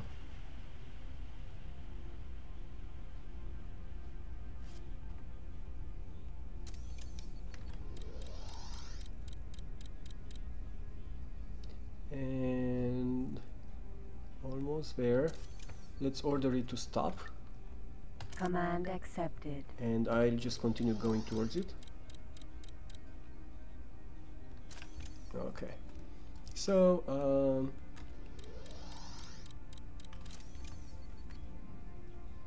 let's get closer. Okay, stop engines. It's close enough. We can repair it from here. Elite enhanced. Okay, repairing. And we will sell it and make profits. I forgot to set my Explorer, the last ship I just got, to send me a notification when it docks at the destination. Cutlass. So I don't forget to sell it when it gets there. And we want to go east. Gate Saturn. So the other way around. That way. We want to go that way. And let's order this ship that we just repaired to go and dock at the closest shipyard in Mars. Docking granted. Command accepted. And anyone else? Everybody doing their thing? Yes, everybody is just following my orders. Nobody is waiting around. Let's tell everyone to notify me when they completed their order. And also we can see that the message indicator here is blinking, which means I got a message which I haven't read. Let's see. Okay, so Let me show you the log here. Okay, so we can see here we can see all the important events in the game since we started this game. How we claimed a Harrier, which was the first ship we claimed, and then how our Explorer got destroyed, and then how we claimed the second ship, a Rapier. Not much, I guess, right now in the log. What missions does You this are guy offer? talking to the automated interaction system. Make your request. So the mission with that type of icon is the build station mission, which are great. We can make tons of money with them very easily. But in order to be able to buy and deploy stations, first you need a ton of money because stations are expensive. Second, you need a very large ship, the only type of ship in the universe that can carry stations. And getting that ship has two problems. You need money to buy it, of course, tons of money, and you need a good reputation with at least one species so that they can sell you that ship because it has reputation requirements. Sorry guys, I haven't looked at chat for some time. I hope I haven't missed anything. Incoming message. We just got new messages. Oh, okay, so the ships we ordered to go to the shipyard have gone there. Have successfully arrived. Wait, we just went through a sector before we had time to interact with those ships. Entering system. Saturn. So, go to the coordinates to deploy a satellite. Autopilot activated. And in the meantime, let's see. So first let me try to... Okay, so this has shields and mass driver. So let's sell the mass driver. Mass driver. Remove. And the shields. What? We stripped down everything from it. The Rapier has shields and electromagnetic plasma cannons. Incoming message. So let's sell the shield. Electromagnetic plasma And cannon. Removed. no, that was the weapon and the shield now. One. Okay, now we strip them both and now sell their bare hull. Rapier. Harrier. Sold. Okay, so we made 1 more million on those. So our money is going up. And we got some message. All right, so we the mod makes it so that the Phenon Corporation every 6 game hours sends you this report. This is a way for you to know what's going on, like how far are they, if your tactics are working against them, if you're slowing them down, or if they're really advanced. So you can see in our first Tended Tech report here, you can see their current credit balance. What are they planning to buy next, which is a station, that they have 17 traders roaming the universe and making money, that they have already probably a factory. Yeah, they say here they have a factory, and they also have a sales representative. A sales representative is a type of trader assigned to just sell the products of a factory. So they have that, and also that they have 54 military ships, which is not a lot actually. I expected a lot more. But it's decent, much more than I have, that's for sure.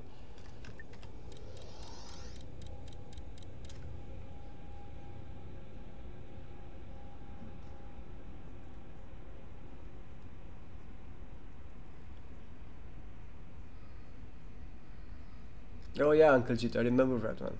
Yeah, that was really romantic. That was pretty cool. I actually watched that video, I think.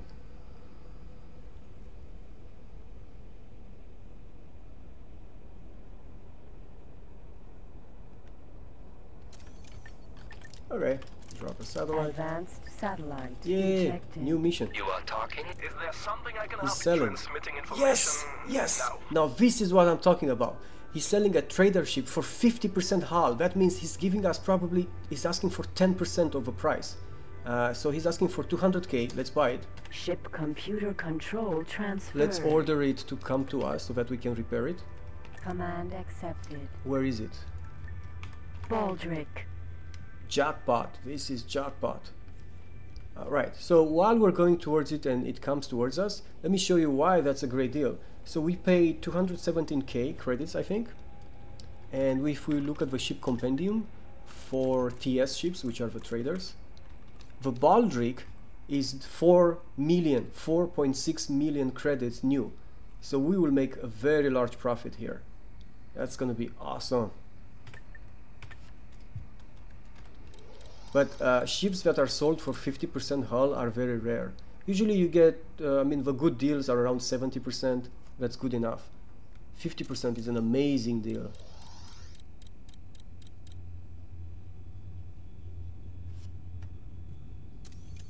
Okay, let's order it to stop. Command accepted. And after this, must remember to save the game, because I don't want to lose this this deal.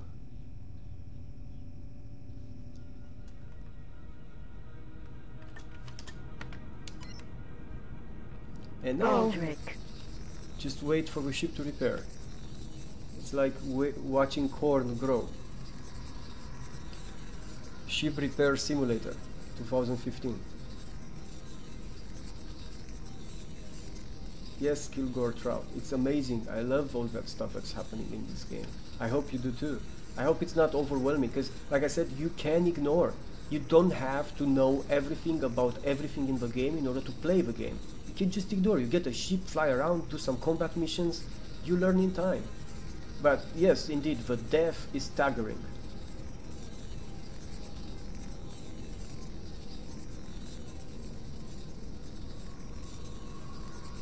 Apparently I'm flying backwards in my spacesuit.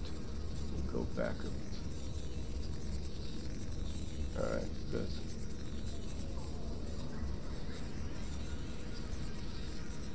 Almost done repairing. And this is an easy way to make 4 million credits. That's why I sold my initial trader. I want to get, so the plan is to get to about 15 million or so, anyway, over 10 million. So that Cutlass. then I can start getting traders, more than one, just like 2-3 traders, and do something with them. So you go to the closest shipyard, which I don't even know. I mean, we're very far from Mars. I don't want to order this trader to go to Mars, because it's going to take forever. So one way to find out where the closest shipyard is, if you haven't explored the whole universe, is to just ask. So let's contact this guy. Terran. Freight transporter. Do you Hey, need dude. something? Yes, way to the nearest shipyard. You have to fly through the east gate. There you go. So the nearest shipyard is actually through the east gate, which is a part which you haven't explored yet. So I will order my trader to follow me, just like that. Command accepted. And I want to dock and save a game where somewhere on the way, here. Photon artillery array. 20 Forge kilometers. Beta. Not very close by, not too far. I'm docking and then saving the game, and then we're going through the east gate towards where that guy said the closest shipyard is. Successfully docked. Connection to local trading And network. save the game.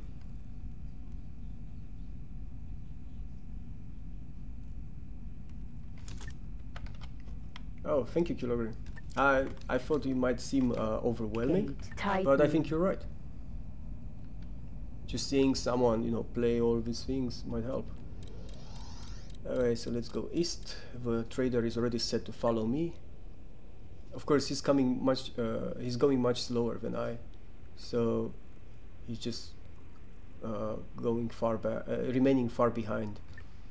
That's fine. Still better than having him go to Mars, which is going to take him forever to get there. Entering system. Titan. Titan. Autopilot activated. Now all these sectors look most. Oh yeah, good deals around here. Let's see this Is guy. there something I can help you with? Transmitting information Good. now. I'm taking this. 62%. That's great. Ship computer control transferred. You. Is there something like transmitting information? Oh, okay. So this guy is selling the same ship we just bought. If you remember, it was also a Baldric. It had 50% hull, and that guy asked us for 200k. This guy is selling us the same ship, Baldric, 100% hull, and he's asking for 12 million. That's why I'm saying you should never buy ships over 80%, because you're just going to have a loss, and at 100% you're going to have a huge loss. So you guys go and shove that somewhere, because I'm not going to buy that. Pegasus. Autopilot off. And the Pegasus that we just bought, let's go to it and repair it.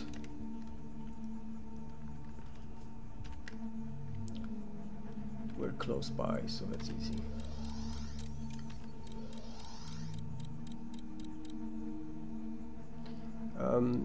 So speaking about the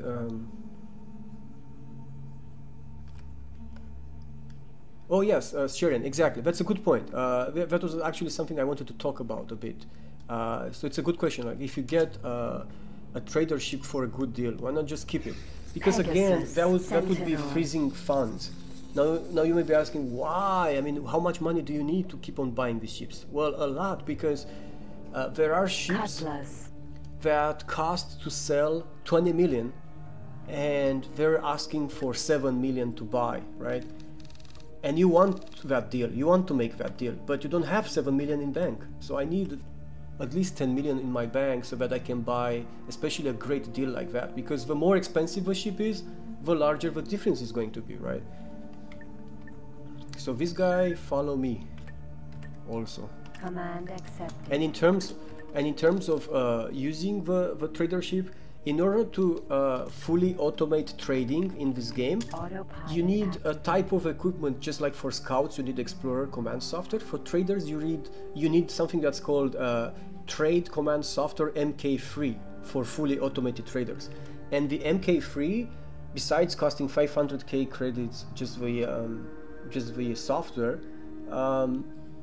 it's not available everywhere, and it's nowhere near available where I am right now. So until I find a sector, a place that sells the Trade Command Software MK3, I'm not going to hire any traders, because I'm not going to order them around manually. That's just bad. Although Litcube Universe does make it a bit easy in terms of that. He made this set of commands where you can order your trader to search for the best deal manually, and then you can tell it dock there manually, and then after he docks you can sell manually, and then do the same repeat, you know. But that still is a lot of manual work, and I don't like that, and it's not going to make a lot of money anyway. The best money you can make in the initial game is just from buying and selling repair ships. Honestly, it is. There are some great deals out there, you just need to find them. And I'm telling this from experience. Like, I've played this game before, and I really regretted that in the beginning I had like 3 trader ships. I was trying to make money with them. Believe me when I say they're making money very slowly, the trader ships. They, on a good run, on a good trade run, they can make, I don't know, 50k, maybe up to 100k, things like that. It's nothing. It's absolutely nothing. Okay. Advanced satellite ejected. Okay, so this guy is selling something. You are talking? What's biting me? Patching through the information now. Again, a full hull integrity ship for some overpriced price there. Okay, so we discovered the shipyard. So let's order our Pegasus to dock at the shipyard. Order the trader, which apparently just got in the same sector we are now. Docking granted. And we ourselves are going south, because I always like going south. And let's go this way. Oh, this is Uranus. It looks cool. Looks like it has an atmosphere. I don't know that. No, that's not Uranus, that's Titan. Yeah, Uranus is where we're going right now. Yeah, it's okay, Sharon. And it's fine if you're gonna keep the traders around. It's not a huge loss. It's just gonna make scraps money, and there will be these moments when someone is going to offer a huge deal and you don't have money in your account, and you'll be so frustrated. But it's fine. It's not the end of the world. You play the game to be fun. You play the game by your own rules. You know, the tagline of this game is a trade, fight, build, think. The thinking part is up to you, right? And you play it any way you want, and in time you discover things that make sense or not. Since I've played Litcubes before, I know it's a more efficient way to make initially money like this. That's all. Traders do have a purpose, not just to make money, but the most important aspect for traders, in my opinion, is reputation grinding. Every time a trader buys and sells from a station of a faction, your reputation of that faction slowly increases. And since you need reputation in order to buy any interesting ships, you will want to have good reputation. And traders are a great way to grind reputation automatically. You don't have to do anything, they just do it for you.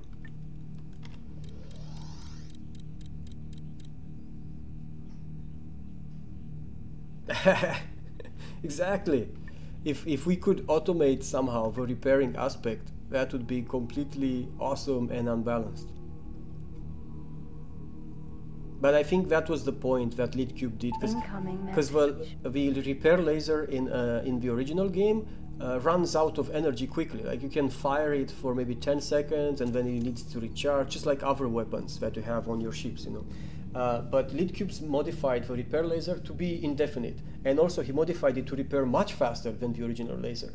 And the reason why he did it, he really wanted to enable this mechanic that only you, on your own time, you can spend time and repair ships, and if that makes sense for you, then do it. But it won't make sense for you soon enough, because then you'll have tons of other ships to deal with and manage, and you'll have better ways to use your time. Fanon, Baldric, Hauler. So we have a Fanon ships here, a Fanon ship. And what is he doing? Oh, he's trying to dock there. Well, he's already very close to it. So I don't think I can make it and attack him. Aim. There you go, he already docked. Solar power plant. M. And after he docks, he undocks and then jumps away. That's their algorithm. So no. Where can we go? We can go east towards Uranus 2 or south to Terran A. Let's go east. Where is east? East is east. Oh. Gate. Uranus 2. Another missions that you can take are combat missions, like this one here with a reticle sight. You are talking? What's perfect? Patching through the So information they're asking now. me to Are you patrol interested? against Xenon activity, which is a good way to make reputation, but not such a good way to make money, because you're going to spend here about 10 minutes doing this combat mission, and you're going to get 40k credits. That's nothing. Again, not a good use of my time. I'd rather...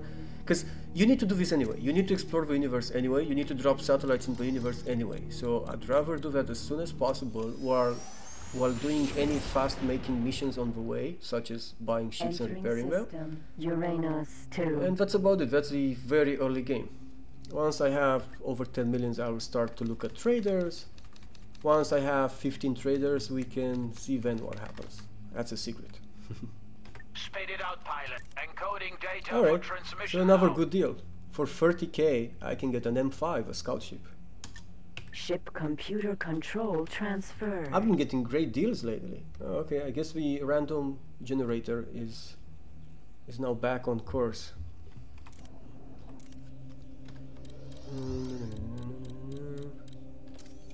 No. Okay, we're close enough.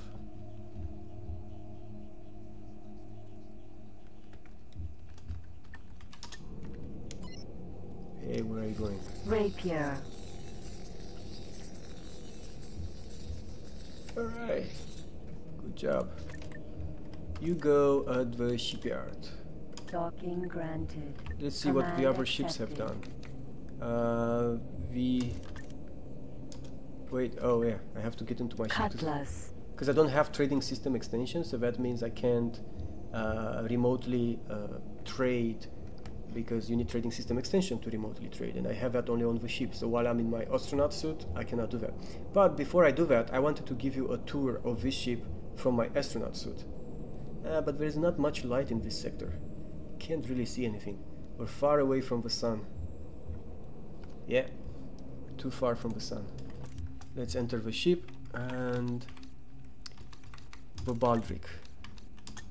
Okay, the Baldric. It doesn't have anything, so there's nothing to strip. The Pegasus Sentinel, it has a shield and 4 impulse ray emitters, so let's sell all that. Impulse ray emitter. Remove. 1 megajoule shield. Remove. Sold, and now sell. Pegasus. Sold. There you go. You remember how much I paid for the Baldric? 200k credits, and now I'm selling it for 2 million. Baldric. For 2.5 sold. million. So now we have 6.8 million cash, and if we look at the total asset value, we have 16 million from the 13 we had just maybe half an hour ago or more. Now let's fly to coordinates to deploy a satellite. Autopilot activated. Okay, and guys, how long are we in the stream? So we've been 2 hours in the stream. Sharon, are you here, or any of the moderators? Could you organize, I guess, a raffle? But I don't know. Is Outstar here? Because I don't know, like, what code should I raffle? I really have no idea. Can someone ask around and raffle a code? Thank you. Because I don't know if it should be a $5.99 or a $9.99. I have no idea. I haven't gone through those rules yet. Sorry, guys.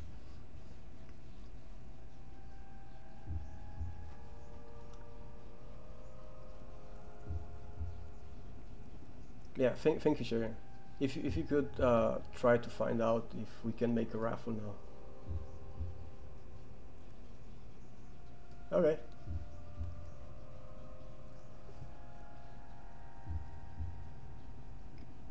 Oh, right. Okay, cool, Sharon. All right. Thank you.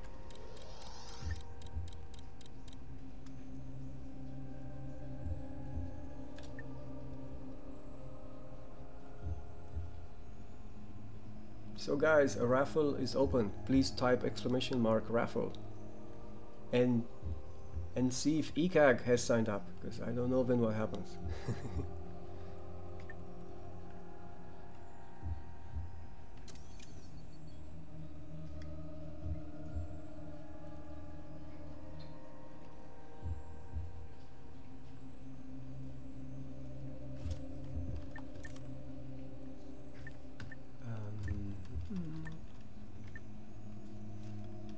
It's okay, Memories. Could you send it to Sharon, please? I mean, if Sharon wants to send it, I mean, I can send it. I don't know what's kosher, what we should do here. Should I send it? Should Sharon send it? It's fine. I don't know. Cargo bay now contains advanced satellite. Hey, wait! I just dropped an advanced satellite, and my ship picked it up back. Okay, let's accelerate a bit and drop it behind. Leave it behind. Advanced satellite ejected. Okay, good. And no missions here, and we could go east towards Uranus 3. Uranus 3. We're just exploring the solar system, kids. Let's see your astrophysics knowledge. Test it.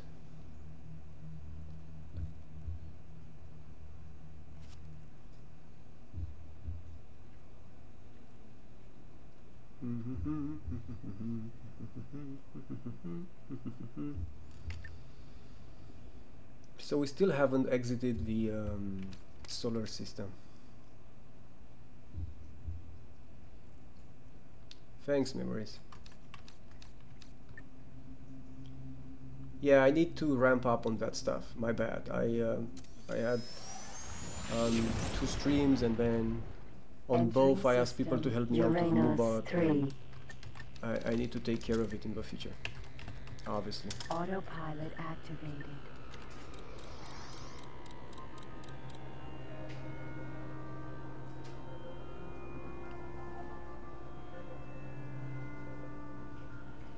Yeah, it's apparently a $9.99 code. Come on, guys, type !raffle.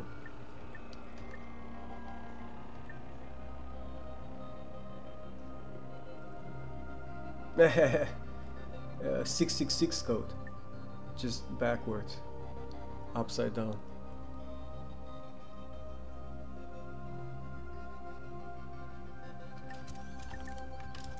Advanced satellite ejected. So there's that. Oh, we can go to Pluto. Pluto.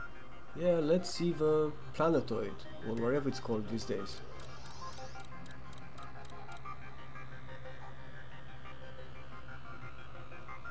No, we're joking. Ikak is a very cool guy. He's just been lucky. Some days he won like 2 raffle codes in a day, and people generally, you know, have fun with that. But he's been great.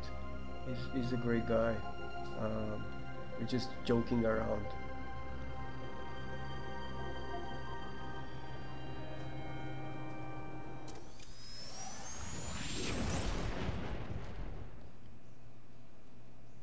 Entering system. Pluto. Okay, let's see. Is there something I can... Transmitting Oh, information. okay, not interested. 100% hull, not interested.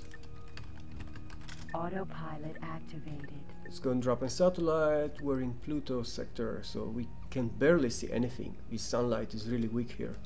And see what message we got. Oh, so the Argon Federation just says that contingency Romeo is now in effect. All ships are hereby ordered to cease operations in Tokyo Lambda and withdraw to staging point Baker, wherever that is. Loss of Tokyo Lambda is classified top secret. All private military units are reminded they are subject to USMJ while operating in common AOR. Okay, whatever. So what this message says is actually that the OCV just took their first sector. And let's see, how long are we in the game? We are 5 hours in the game time. We've played much less than that because I used setup, but we are 5 hours in the game time. So in 5 hours the OCV just took their first sector. There you go, the countdown has started. Setup. Okay, so I think we're good with closing the raffle in like 30 seconds or so. So guys, this is your last chance. Type exclamation mark raffle for a $9.99 code on GOG.com.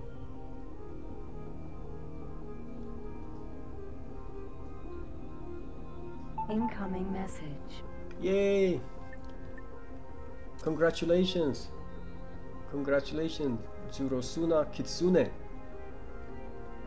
I like that name.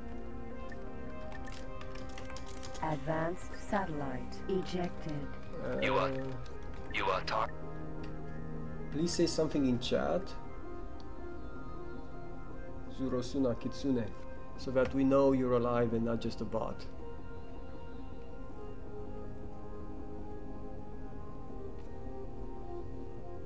Oh yeah, you did say something earlier. Sorry, I missed that. Okay. Let me dock and save my game because I haven't done that in a long time. Orbital patrol base. So where is Pluto? I'm not seeing it. Is it just too dark? Where is it? Oh, is this thing? Video enhancement goggles not installed. It's like a dark ball of, I don't know, rock, a piece of rock. Okay, well, that's Pluto for you. It's not a planet, people. You heard it here first. Doesn't look like a planet to me, so that makes sense.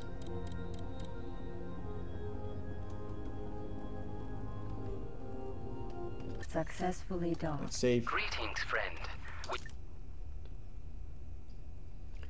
Can we buy something from this station? Anything interesting? Connection to local trading network established. So they have energy cells. Let's get some of those so that we can jump. Energy cells bought. And everything else we might be interested in, we already have. So I'm not interested in any of that. Okay. We got the message. Your elite enhanced has reached its destination. Nothing to strip from it, just sell it. Elite sold. What about the other ships? The Rapier, yes. Nothing to strip from it, sell it. Rapier sold. So, we now have 8.3 million credits. And our total asset value is over 15 million. We're doing good, guys. Pretty good. From here, we can go north to Neptune. Neptune. I don't think we've been to Neptune. No, we haven't. Let's go to Neptune. Neptune! Isn't that planet blue? I think, like, very blue. That's what I remember. Oh yeah, Pluto lost planet status, so we don't show it. You flipping Shivans and your shielding systems. Yes, they're so annoying. They have the most annoying ship in Free Space 1 is the Shivan Dragon, the space superiority ship of the Shivans. It's so annoyingly maneuverable. It just flies around turns so hard to hit. I can't imagine hitting that with a joystick. Autopilot activated.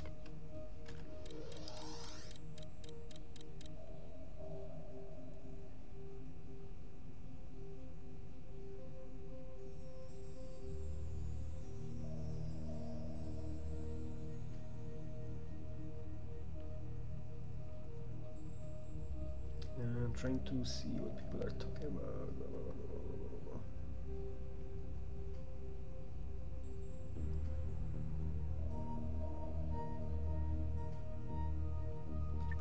Yeah, the algorithm of move-out raffling.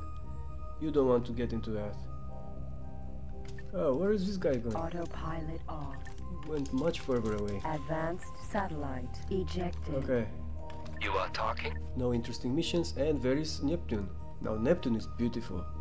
That's really cool. Okay. What do we have east? We have the Kuiper belt. Okay. Kuiper belt. Kuiper belt. If a board computer calls it so, it must be true. What's this input string? Every time I get to a sector, I use the fly to coordinates command on my ship, and then it asks me for coordinates. So there are 3 comma separated values that are the X, Y, Z positions in the sector. And I tell it, go at the center of the sector, that's the 2 zeros in that position, and 25 kilometers above the center, that's the 25K part of that string. So I do that every time I get there. In order to position a satellite. Whoa, whoa. Oh, these are pirates. Oh, let's engage some pirates. Saber. If we have too much to handle here, we can always jump away. And we saved anyway. The Terran people thank you for your help in eliminating this threat. And this is You have lost recognition. Where? I lost recognition? Wait, what's going on? I don't care about pirates. Well, I was friends with pirates or something? No, kill all the pirates. Who cares about pirates? Pirate scimitar. I don't care about pirates. Pirate kestrel.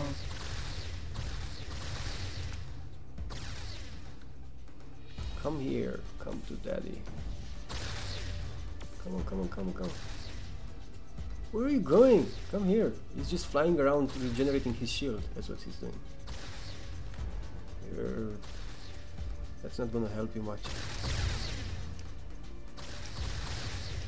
Come on, stop your maneuvers. There you go. This guy. You firing at me?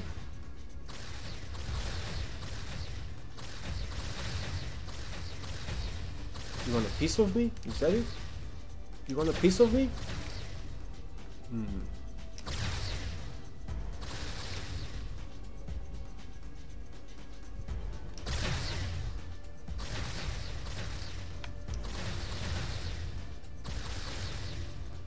Hey, Atermite. I'm originally from Romania. I'm currently living in the US.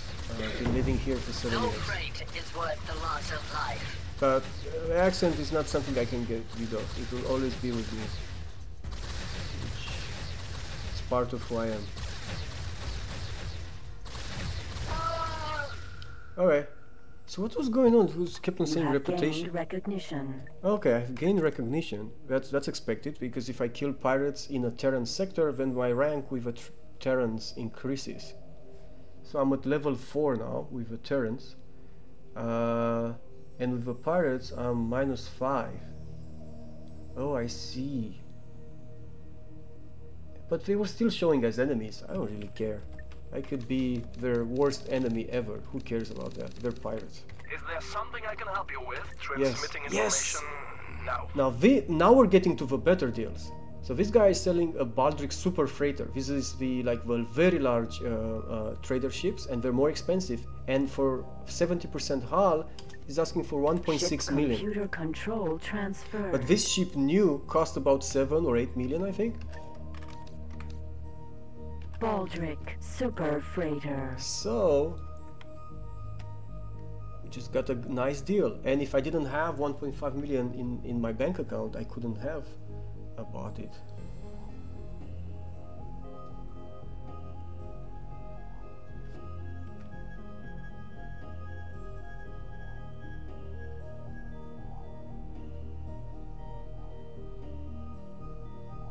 Hey Atermite, you're also from Romania?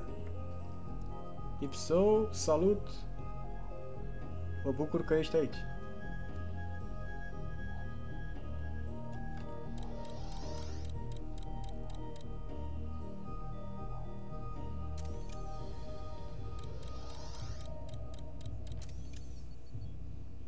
Yeah, nice. We all love the old games here.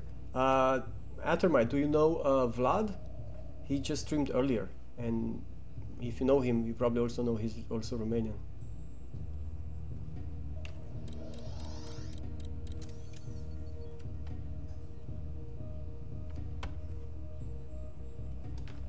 Okay, let's repair this large freighter. And now we're doing the repair simulator again. Because it's a really large ship, it's much slower to repair, as you can see, but luckily we don't have to repair it from 1%, so that's not going to take forever. Just gives me enough time to read your chat. Bye, Alumino.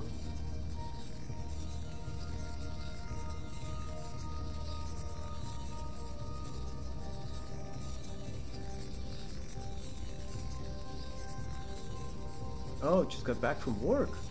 If you don't mind me asking, in what time zone are you working in? Because I would expect, if it's Romania, that would be almost 2 AM or so.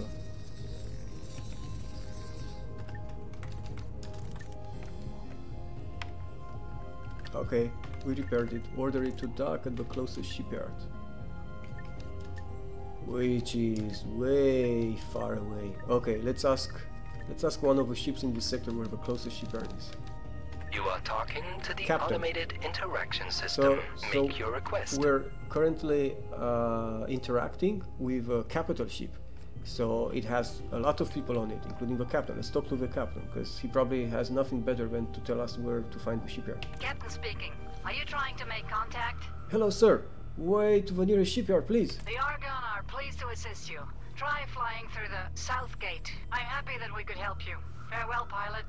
Oh, the south gate. The south gate takes me all the way back. Oh, okay. Well, I see there is no shorter way. You will have to go a really long way to the closest shipyard. Nothing I can do about that, pilot. Just follow my orders. Everything will be fine. Docking granted. Command accepted. And please notify me when you're done. Alright. And since we're here, and I just had a great deal, I should save the game at the nearest station. Plasma gun. Forge. Gamma. And I should also look at something else that I'm going to show you guys just now. Successfully docked. Greetings, friend. We bid you a heartfelt welcome to this Terran station. Connection to local trading. Save. Okay, so guys, one thing I haven't done at all is name my ships.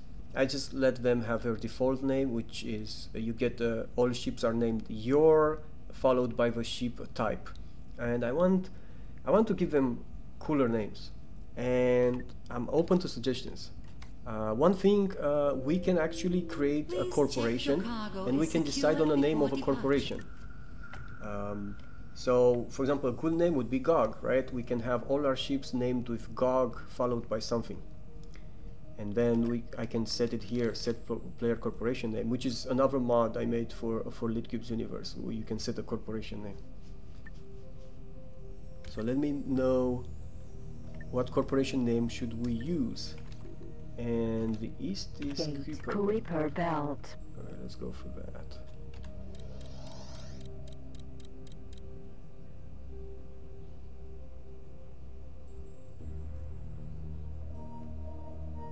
Mr. Exception.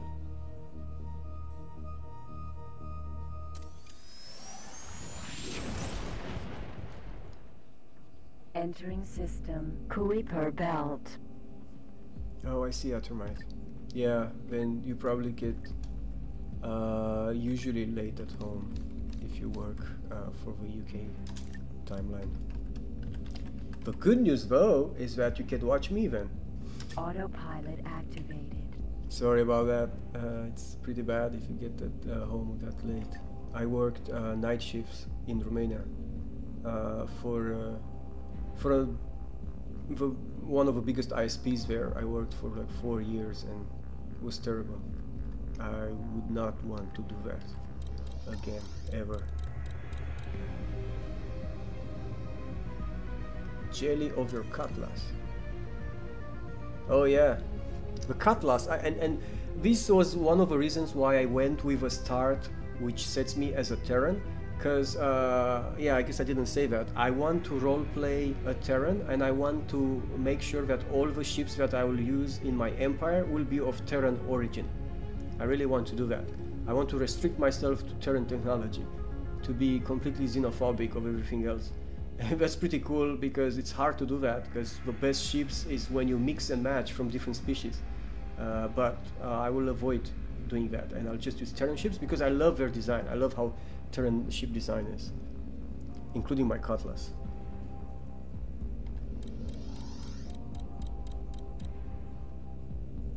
Yes, yes, I worked for RDS. They weren't, I mean, I worked in the technical department, and I know that, for example, the support staff have a really hard time. We were pampered in the technical department, but what I'm complaining about is just it was physically hard, on my body, physically. It was hard to do night shifts. I wouldn't work 10 hours or anything like that. I would work normal 8 hours, but my body wouldn't take none of that.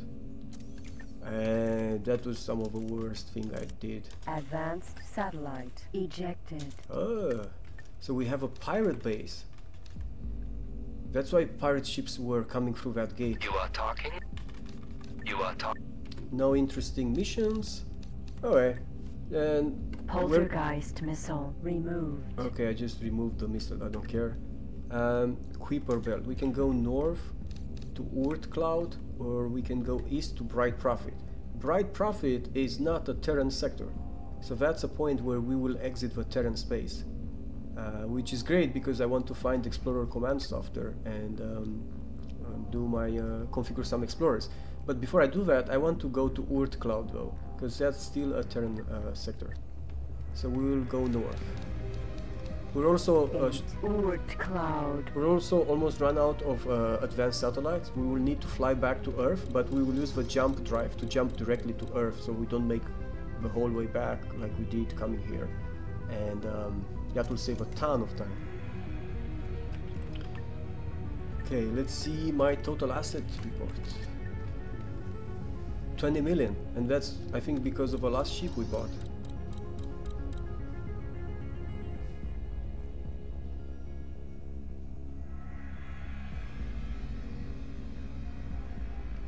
I like the song here.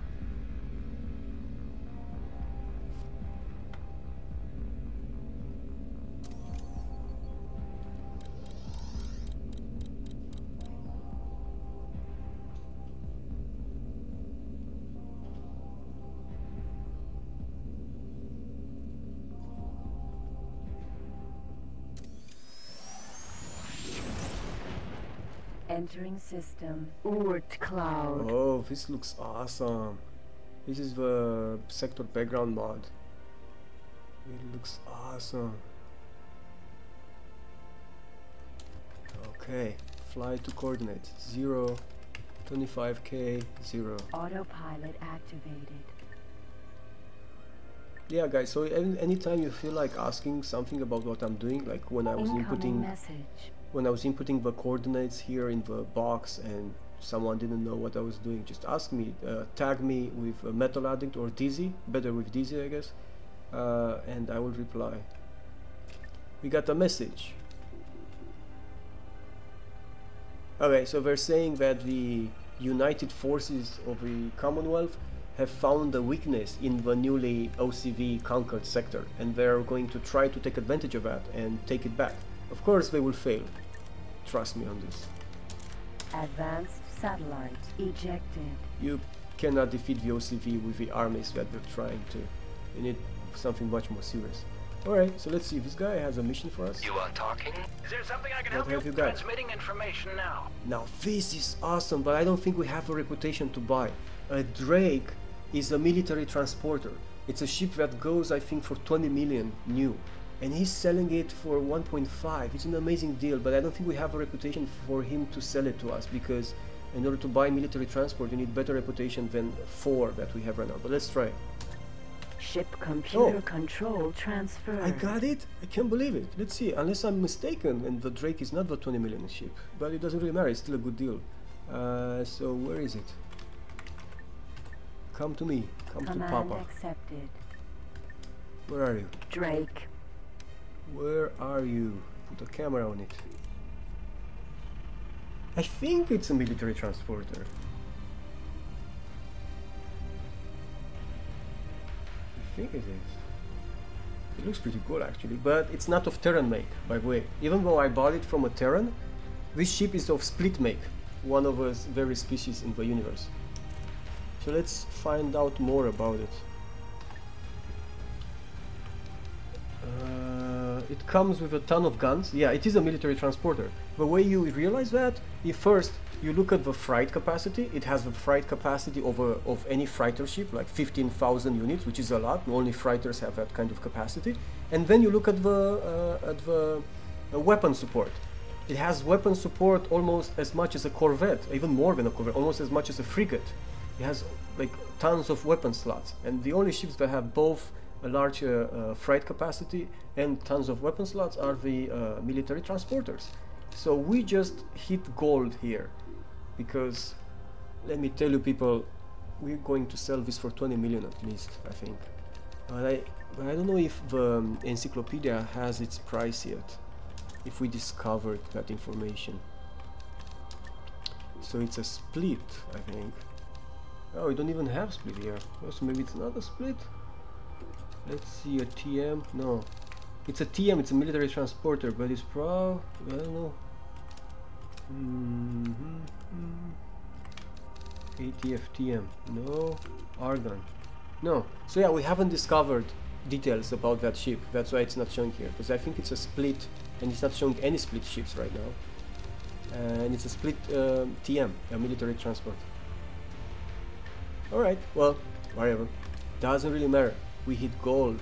We're going to save a game really quickly after this, after repairing it, and then watch our money grow when that thing gets to a shipyard. And after that, boys and girls, we're moving into the second phase of the early game in Litcube universe.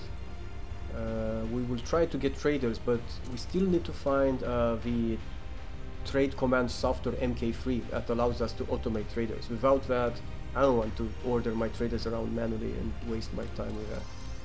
So we still need to do that. So many things to do, so little time.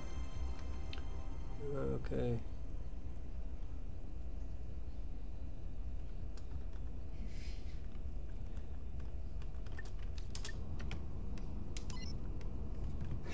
Drake. So, repairing now. A repair simulator. Oh yeah, that guy, he's still following me. Stop. Command accepted. Stop, stop, stop. Where are you going? Alright, he stopped. Let's see what chat is saying.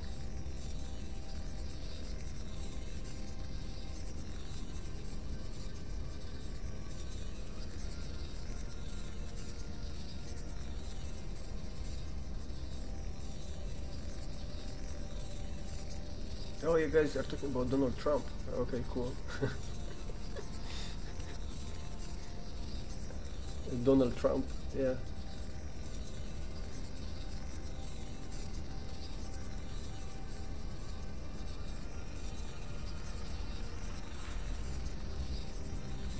Besides the dodo bird, because as we all know, the dodo bird just died in Ice Age, right?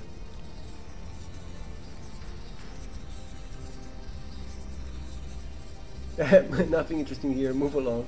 Well, yeah, but there's not much interesting in the game either right now, just doing the repair simulator thing. almost done there, 90%. No, you guys continue. Like, I don't mind at all. I actually, like I said earlier, I want people to talk about anything they feel comfortable with. This is your community more than it is my stream or anything like that. This is our community, everyone's, and everyone is included.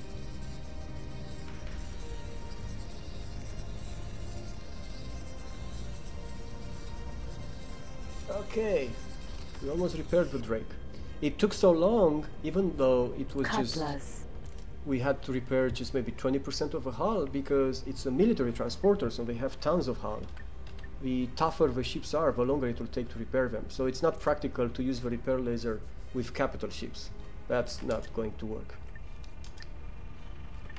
But everything below that should work just fine. Oh my god, and we have to go all the way to Uranus to sell it? No, let's ask someone. Where is the closest shipyard? You are talking Captain. to the... We're receiving your incoming communication. Hello, what Captain. Is it you require? I require to know the way to the nearest shipyard. Your frame precedes you. The area you search for is beyond the east gate. Hey, glad we can help you. Bye. My fame precedes me. Oh, these guys know I finished the game before, which is so awesome. So it says beyond the east gate. So the east gate takes us to some unknown sector. We don't want to go there. Unknown sectors are when you have a fleet, because there be dragoons. So let's just take the long and safe way around and go to Uranus. Docking granted. Command accepted. That's the best way. And now we want to save a game. So let's find somewhere to dock really close. Ore mine. Ore mine. M beta. Cool.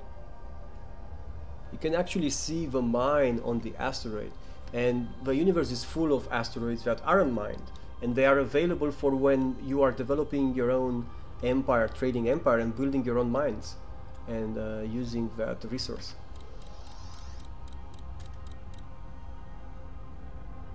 Successfully Okay. docked. Connection to local. Save game. Good. Oh man, this is really good. If I look now at the total asset report, I think we're over 30 million, because that Drake is really a fantastic deal. There we go. The total asset report, 44 million from just, I think it was 20 we had last time we looked. That's just because of a Drake. You can see above here the ship, it says the Drake is valued at 25 million credits.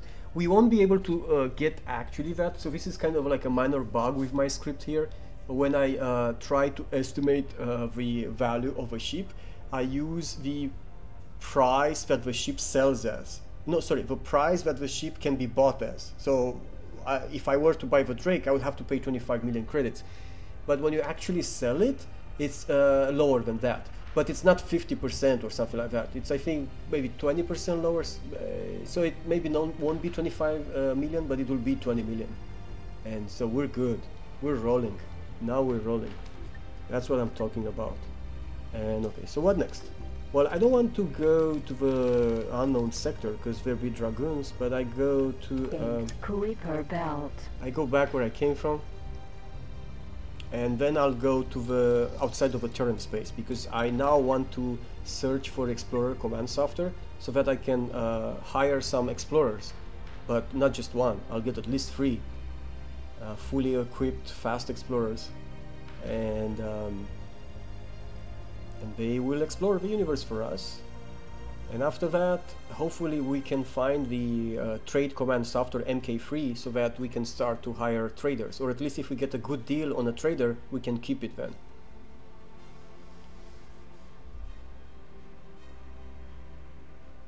Yeah, we can chat a bit.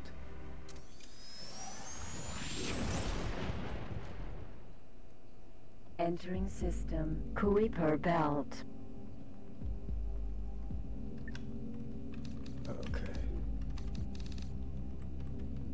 Gate. Bright Prophet. Okay, let's go to Bright Prophet. That's outside of Terran space.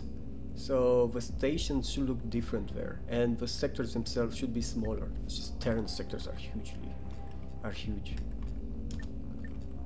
And we're also running out, we're running out of satellites. So I better just use my jump, because since I'm close to the Earth sector here, just jump directly to Earth to buy some more satellites, probably get even more energy cells to jump back, and then we'll be back. Jump device charging at 10%. Yeah, we jump back to Earth, people. Hello, Earth. System. Earth.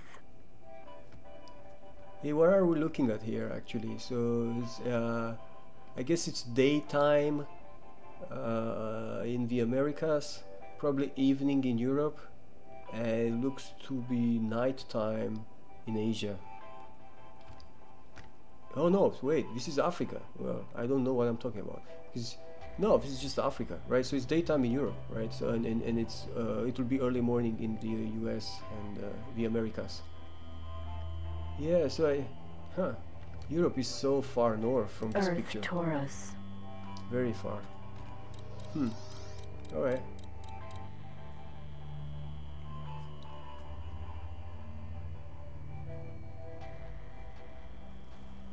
Yeah, Chris, I know. Now I know. Yes, that is true. I was actually thinking about it, because I was thinking, like, if this is the Americas, this is just South America. So where is the North America? Because that should be pretty big and visible. And I feel like the picture is weird or something, but no, obviously you're right.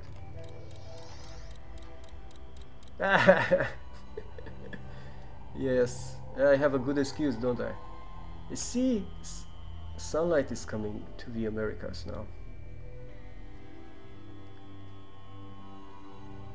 So, what's that? It's Brazil. And, well, if I get the sunlight first, is that it? I didn't know that. I don't know if we should use this game to learn this kind of information, because I don't know how accurate it is. So don't learn it here and then go, everyone, how much you know about this. You might be slightly wrong. Successfully docked. Greetings, friend. We bid you a heartfelt welcome to this Terran station. There is a map at work, a world map that I've seen at work, which has reversed everything. It has reversed east with west, and it has reversed south with north. So it looks so weird. Like in the north, you have Australia and things like that, and then in the south, far south, you have Europe. It looks all weird, but it's a good way to kind of get a different perspective, I guess. Okay, so we want satellites. We have one left, so I want 19 more. Advanced satellites. And I want some energy cells, if it can still fit on my ship, to make the jump back. Energy cell. Alright, and save the game, and that's good.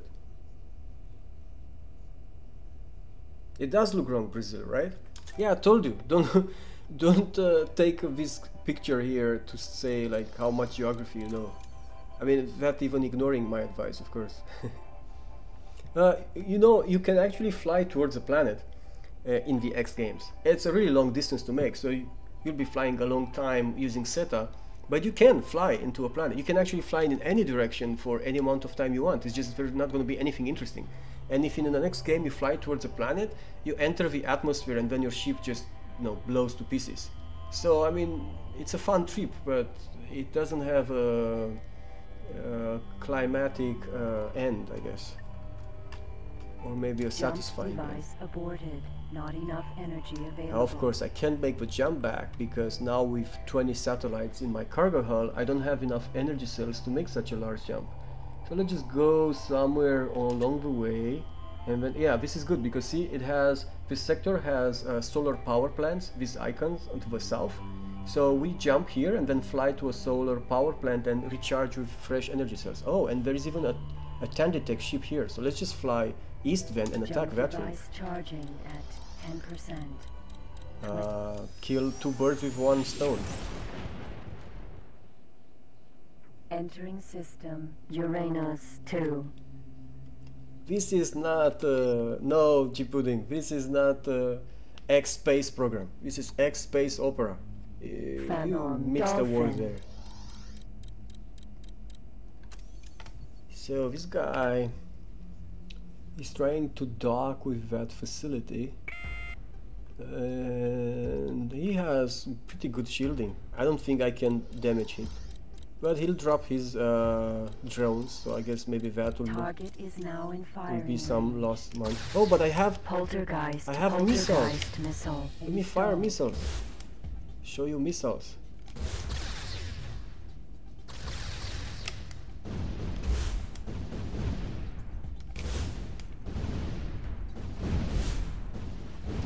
He's dead. Phantom fighter drone. We killed it, I think. Let me look at the statistics. Target left fire. Yes, we killed the dolphin. That was his ship. Yes, we killed it with missiles. But the problem is, so missiles would work to take down enemies that are stronger than you. The problem is themselves they are expensive. Poltergeist missile self-destructive. Because I mean the game is balanced, and I think a poltergeist missile, one of these that I was firing, cost about 40k credits, and it would take me to fire 3 of those to destroy one of their ships. So that's 120k credits. Hey, my cat is asking for attention here, and I can see him. What time it is? Oh, it's too early already. He wants his special food that I give him every evening at a certain hour, but it's too early now, so it's not the time. Hey, what do you want? He's not letting me play. No, wait, you give me some attention now. Screw this game. Wait, where are you going? Promoted.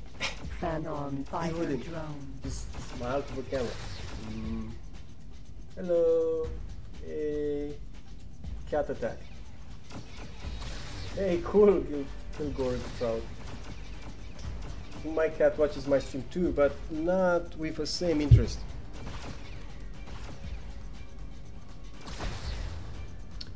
Okay, my turrets can make short work of these drones. It just takes time. I don't actually need to hunt them down myself. The turrets can destroy them, but it takes time. Phantom fighter drone. No aim. Alright. So we destroyed all the drones. We also destroyed the trader. We used about 5 missiles, so it wasn't necessarily a good investment, I guess, but whatever. It's all in the name of I don't know what. Solar power plant. L Gamma. Of victory. We have to be victorious. We have to save the universe from itself.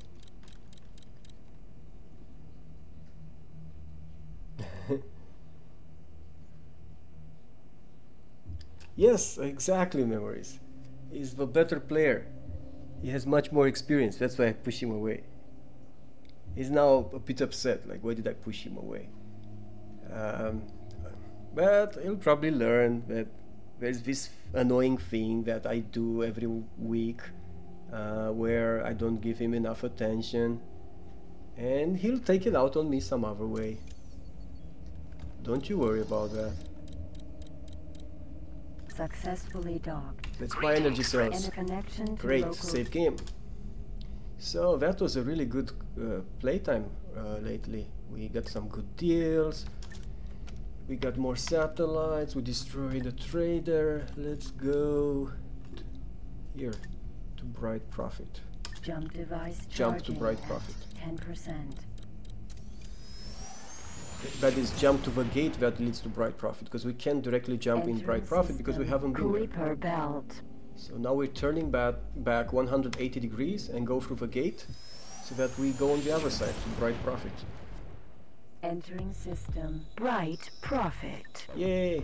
See, the music is now a different style too. Like I said, it's not a Terran sector anymore. So again, same tactic. Autopilot activated. Drop a satellite first. What does this guy have? Oh, he's selling asteroid data. I don't care because I will have my explorer scan all the asteroid data I need, so I wouldn't waste my time on that and money. Yes, Ikag, that's a good point. But it is a game with tons of keyboard shortcuts, so I don't know how it works one hand, but I guess I have to at some point. I will have to. You want to talk? That is true. Hey, so what are my ships doing? This guy is still going towards... Oh, he made half of the way already. It's not too that slow. And the Drake... the Drake just traveled one sector. Okay, well, that Drake is going to take forever.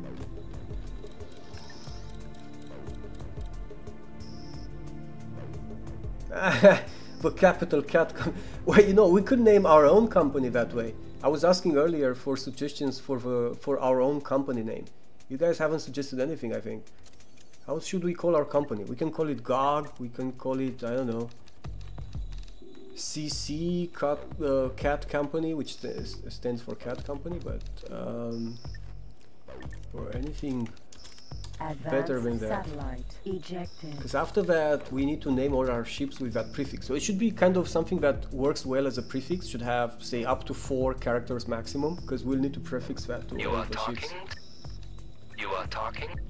You are not interested. So I'm not interested in any missions other than just selling ships so that I can make money on them. I don't want to do combat missions like these two. I don't want to do build station missions because I cannot do build station missions because I need a ship that can carry stations. Great. Let's go south. Where is south? South is south. Gate company strength. Okay, that way.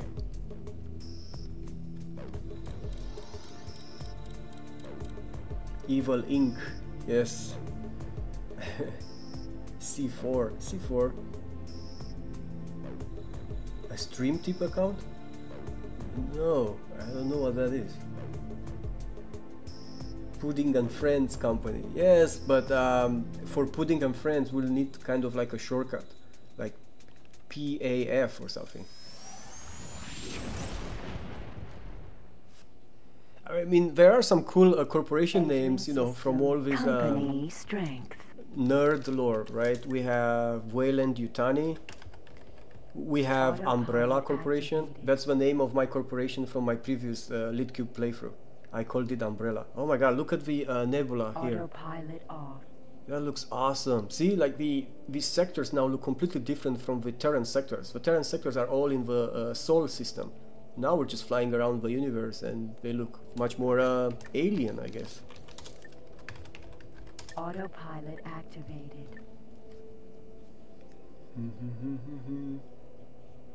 Oh, I see. Oh, I'm sorry. Yeah, I don't have anything like that. Thank you, Rahja, or Rahia. Thank you, but I haven't set up anything. It's my first stream in this series. I mean, there are many things I haven't done, which I should have done, like, you know, actually prepare a game code. So I would have sent it myself and update MooBot instead of having moderators do it for me and so on. So, but I'll learn in time. You know, if I manage to play these games, I think I'll be fine. Did I also tell you I'm modest? Yeah. Okay. So let's see. Nothing interesting here. So the reason why I'm exploring this line of sectors is because these sectors belong to the Teladi. The Teladi is a species of entrepreneurs. They are the X-Universe version. They are the X-Universe version of Ferengi, of a Star Trek Ferengi. They're all about profits. Their own faction is called the Teladi Company, and the leader of their faction is CEO. It's called President CEO, but not abbreviated, not CEO. It's like uppercase C and then EO, you know. So that's his name, President CEO. It's a funny thing they did for these people. But the reason why I'm exploring this sector is because I believe, from what I remember, that the Teladi actually have Explorer Command software. So I'm going to explore all their sectors around here to hopefully find an equipment dock, a Teladi equipment dock, which has Explorer Command software. And more than that, the Teladi, because they're all about trading and money, they are the ones that have Trade Command software MK3, the fully automated trading software for your ships. So I have to explore this. Alright, let me guys chat because I'm far back a bit. OTP, other people's money. Yes! Other people's money. Where is that from? I heard that in the movie. That was so awesome.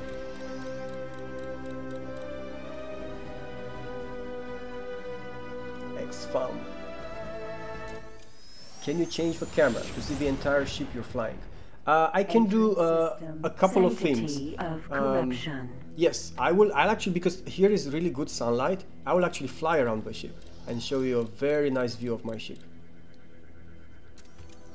So let me fly out of a gate a bit so that nobody jumps in and destroys us.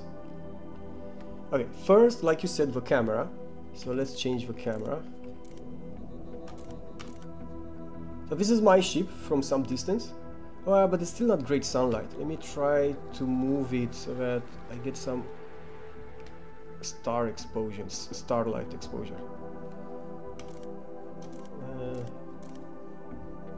Not too great from a distance. Let's go out of a ship, and I can show it first-person view. There you go. There you go.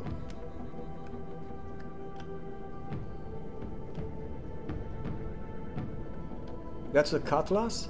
It's a Terran ship. All Terran ships have this kind of like white exterior design with black. They also have this weird in front, just in the middle of it. I don't know what's that actually. I guess it's the guns, maybe. I don't know.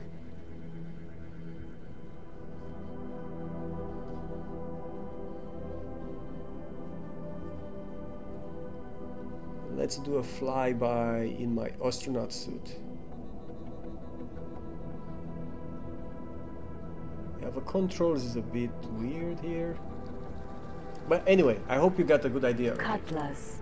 Let's enter the ship. And order my ship to go to the satellite coordinates so that I can drop one. And then I'll reach out. Alright.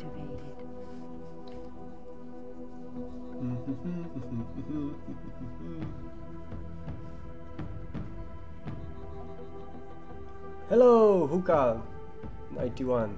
Nice to see you here. Thanks for joining. This is pretty late time. And we don't usually have streams at this hour. Thanks for joining. That's from the Danny DeVito comedy. Oh, Other People's Money. Oh, I see, that's the title of the comedy. No, I think, okay, then I guess when I heard it like a line in a movie, so probably it was a reference to this title that you're talking about. Yeah, that's how I learned of it. Cool, Kilgogger. Don't forget to ask me to do this again. One of the best things in this game, you can fly all the ships that you see. And what's the point of flying them if you can get, a bit nerdy about like, oh my god, I want to see how this ship looks, right? Especially the capital ships. And I'll just set a different option here for a while, because that will help us get a better view of our ship when we go through gates. So I go into the options here and set show warp tunnel. So every time we are now going through the gates, it will show how our ship goes through hyperspace, and that gives us a perspective of our ship from the outside. So at least we can see how it looks until we get bored, of course. And then we can disable it. OCP Inc. OCD Inc. OCD, yes. OCP, that also sounds familiar to me. Advanced satellite ejected. You are top. Okay, so still we haven't found the Teladi equipment dock. So just go south. Where are you, south? Gate. Queen's Retribution. Oh, that's not good. If it's Queen Retribution, then likely it's a Boron sector, because the Borons are these species in the game that are very peaceful. They're all about peace, and they live in waters. They are underwater intelligent creatures, and they worship their queen. So yeah, if it's Queen's Retribution, then it's probably going to be a Boron sector. That's fine, because I think the Borons also have Explorer Command software. They might not have a Trade Command MK3, but they have Explorer Command software, so it's still good. We're not wasting time. We're just playing and having fun, right? We're not wasting time.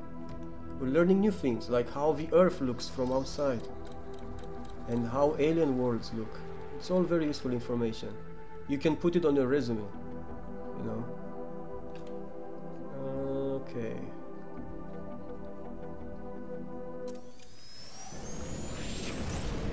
There you go. The hyperspace. But what's this? I mean, okay. So one of the mods that I'm using has changed the look of the hyperspace, because that looked more like a hippie something. System. Queen's Retribution. Not like I remember the hyperspace looking in this game, but at least it shows our ship. So there's that, right? Right. Yeah, this is a boron sector. One way you can tell is all the stations and ships have this aquatic design kind of thing. So let me put a camera on it. See, it looks like a medusa or some creature like that, and that's just a station. And especially the shipyard looks awesome, but I haven't discovered it yet to put a camera on it. I can put on a ship though, to show how that looks. Let's see the Barracuda. Boron security ship Barracuda. There you go. Raider. See, it looks like a sea predator.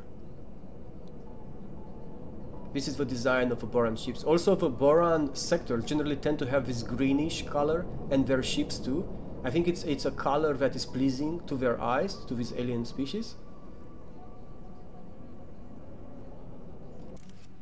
Autopilot off. Okay, so, oh yeah, that's the shipyard. It's just right there, but because it hasn't entered my scanner range, I cannot target it. So I better just go and put a satellite, and then we will discover all the stations, and then I can target it. Hey, come on, let's go. Move it. You are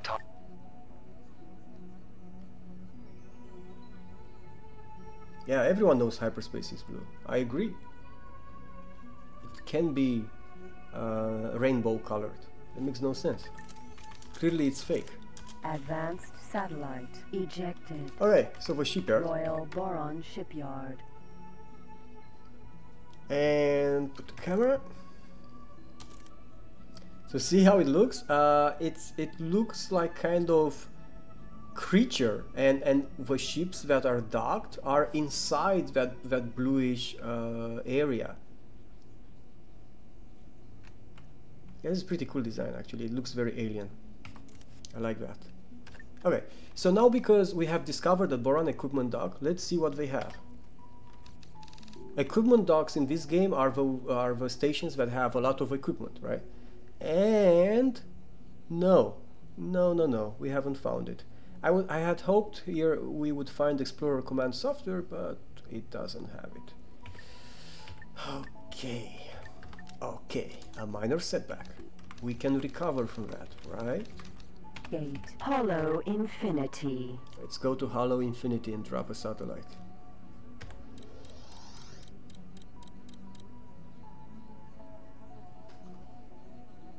Like an insect? Yeah, well, I guess so.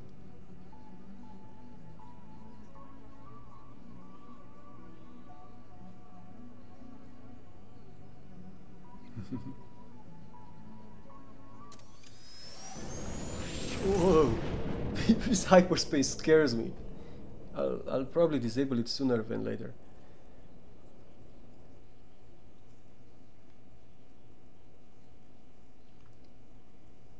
Entering system. Hollow Infinity.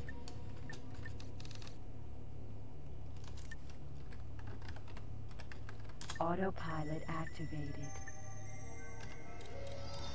Yeah, disco tunnel.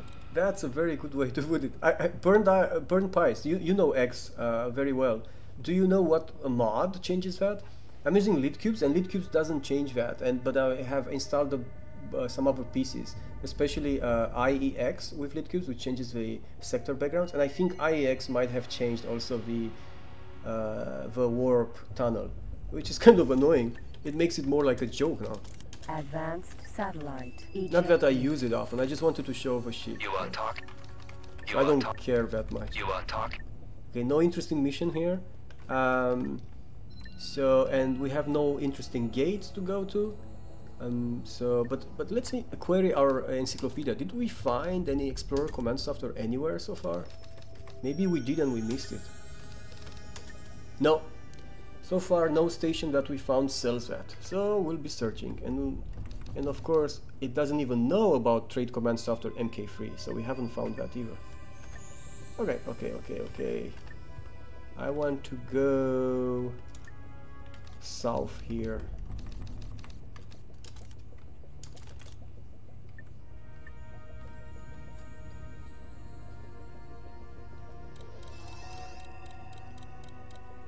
Bye, Inquisitor. Thanks for staying this late. This was really late for you. Have a good night.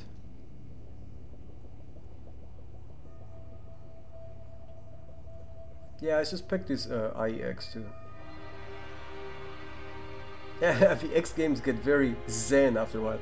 You know, they get really zen when, if you've played like I did, so what was 2 days ago? I think I woke up at, no, first of all, before that, because we had days off Thursday on Friday, and Fridays for Thanksgiving. So Wednesday I left kind of early from work, as it was empty anyway, and people left home. And then I came home and I think I played until 4 AM from maybe 7 PM or so. And then the next day I woke up at 10 AM and played, just didn't move from my computer until 4 AM again. And that was a real marathon. And I remember towards after 3 AM or so, I remember like sometimes I would just like my mind would slip, you know, like something the computer was doing from an order that I just gave it, and my mind would just sleep and imagine things for a few seconds. And then I would wake up and realize that didn't just happen. So yes, it can get very zen. Why do you have Disco Hyperspace? I don't know, it's one of the mods I installed. It's really silly. Let me disable the hyperspace for now until I figure out which mod and fix it for the next stream.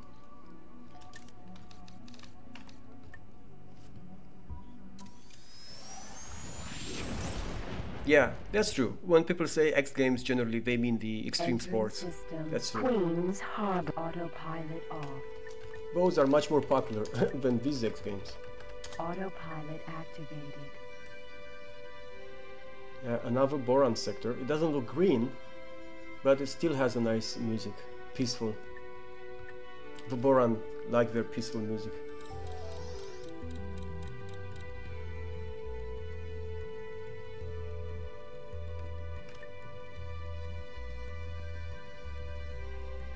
And we found Atreus headquarters. Atreus is the biggest corporation in the boron faction, for the boron faction.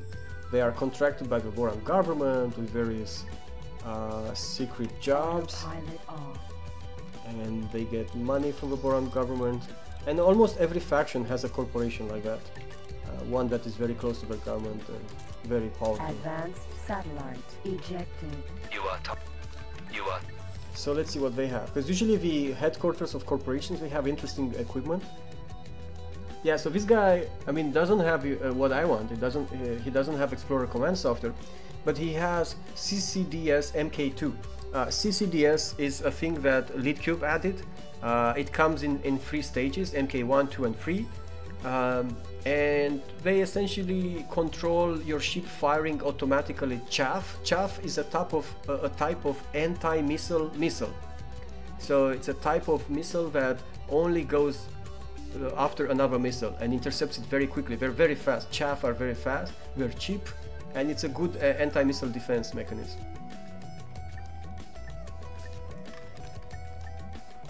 Nice music. Gate Menelaus's Oasis. Next sector.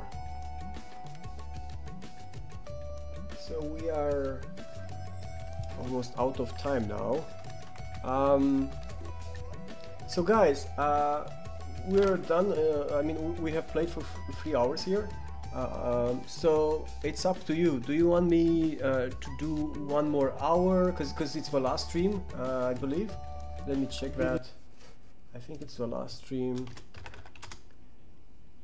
Right, so it's it's the last stream, so I could do 1 more hour if you guys want, or we can stop here. I mean, it's mostly just the same kind of thing as you've already seen, so I mean, there won't be anything fancy happening. And after that I will be playing off stream with a lot more of this grinding, and hopefully by next week I will have mapped maybe at least half of the universe with satellites. And also I'll be at a point where I'll probably start to get trader ships, and that I'll do on stream so that you can see how all that's done. Oh, memories, thank you. Well, I know, you know, if people want it, yeah, I guess. Okay, great. Let me get some water here and refresh a bit.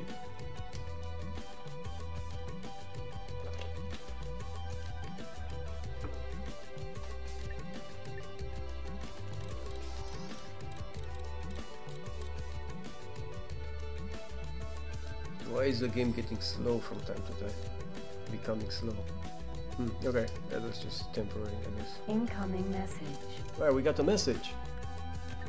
Oh, there you go. We just got the second report from Tenditech. So like I said, they are sent every 6 hours in-game, which means we've passed the 12-hour mark in-game. Oh no, I think we're just 8 hours in. Okay, that's weird. I know they're sent every 6 hours. Okay, so in the first report from Tenditech, it said they had 17 free agent traders, 1 sale representative, 1 salvager, 4 mining vessels, 1 factory, and 54 military assets. That's the most important aspect, right? And now in the second report, which is just 4 in-game hours later, looking at the date on the message here, they have 16 free traders. Oh, so they have 1 less. That means that because I destroyed 1, I guess. Oh, that's so cool. Oh, so they haven't bought any new traders in the meantime. Oh man, so they're not making that much money. If I destroy their traders, I'll keep them in check. That's interesting. Okay, and they have 61 military assets. Oh, I see. So they increased their military assets. They had 54 and now they have 61. They bought some fighters or something like that instead of buying traders. That's such a noob move. Yeah, you guys keep on buying fighters instead of buying traders that make you money and make you develop faster. Yeah, you keep on buying fighters. Noobs. Entering system. Menelaus's Oasis. So Menelaus's Oasis. Activated. And we have a mission. You are talking to the Hello, 7. I shall send the information to Oh. you now. Okay, and Would you this like is to a have this job? this is a transport mission. Is a way to make some quick money. Unfortunately, they're extremely rare in Litcube's universe for some reason. Like probably less often than 10% of the missions will be transport missions. Also, in order to be able to do a transport mission, you need a transport ship. A transport ship is a type of ship in the X universe. They're the equivalent of luxury liners in real life. They transport people, right? And I don't have such a ship. And even if I had, I would need to just keep it around for when I happen to find one of these missions. And then when I do, I would have to order that ship to jump in, then I would have to switch places and pilot it, and then dock at the station, pick up the people and transport them. And for all that effort, I get 26 mere K credits. Like it's nothing. It's completely waste of time. So, sorry, not interested. Ain't nobody got time for that. So... Yeah, they also got more factories than miners. Good point. So if they have more factories, that means, let's see, do they have more sale? Yeah, they do have. They have more sales representatives. Because usually for each factory you get a new sales representative. Yeah, so that's how they're making more money. They don't use free traders necessarily. They use the factories. It's not. I mean, a single factory doesn't make that much money. Again, you need tons of factories, but whatever. He can't do what I'm doing, right? He can't buy used ships and repair them for free and sell them. So he has to do what he can. It's the only advantage that I have against him anyway, because he starts with a ton of money. And it's very likely that I won't be able to slow Tenditech down, and instead they will probably upgrade automatically to the next level. Because, as you can see, I don't have any army, and it will take a while until I get some army, a good corvette or something like that. And before that time, I won't be hunting him down actively. and so that means he's free to develop. So he'll probably upgrade to the next version without problems. But one thing that's awesome, we just found this. Skate prototype. That is an abandoned ship which has 100% hull integrity, and it's also equipped. This ship just gave us probably 5 million credits once we get it. So in the X games, there are randomly placed abandoned ships. You don't have much time to get them because the Phenom Corporation has also salvagers, which just roam the universe and recover any abandoned ships just like you do. This abandoned ship isn't because some pilot left it here because he was attacked. If it was that, the ship would have been damaged, but it's not damaged. This is just the game, you know, when you start a new game, put some random ships across the universe that you can get if you find them. And if nobody takes it before you. Yeah, exactly, Burnt Pies. It's a prototype. This is a unique ship. You cannot buy the prototype from any shipyards. And it's an M3 Plus. Yes, it's very good. So let's compare it with my ship. I have. Let's look at M3. So I have Cutlass, right? Where is the Cutlass? I don't see it. Where are you? Oh, here you go. I was on it. So I have a Cutlass. And that's the skate prototype, which is just above it. It's slightly faster. It's cheaper though. It has half my shielding.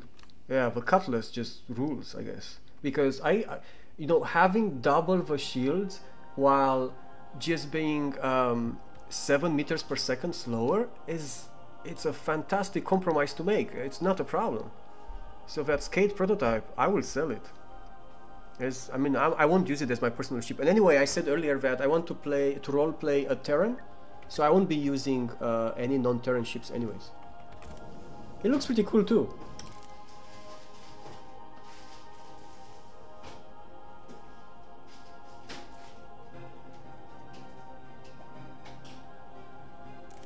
We'll take a closer look Incoming message. when we get there. I got a message. Oh, okay. This guy reached the destination, so let's sell it. 4 million credits. Baldric sold. Yes, yes. More money.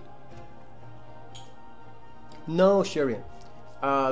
Each ship, doesn't matter if it's a fighter or whatever, has a ton of static parameters. Like maximum speed, maximum cargo, maximum shields, maximum rudder, which is acceleration and maneuverability, the class of cargo that it can carry, the class meaning like the size of cargo bins that it can carry, things like that. Those are set in stone. Skate prototype. Well, not in stone, just in the game files. Come on, claim it. Computer Yes. control transfer. Look how beautiful she is. Let's get a closer look. She looks beautiful.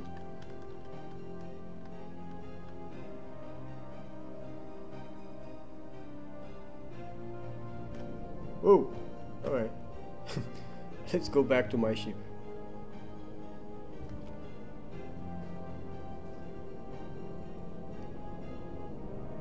You want that ship? Yeah, she looks beautiful, but Cutlass.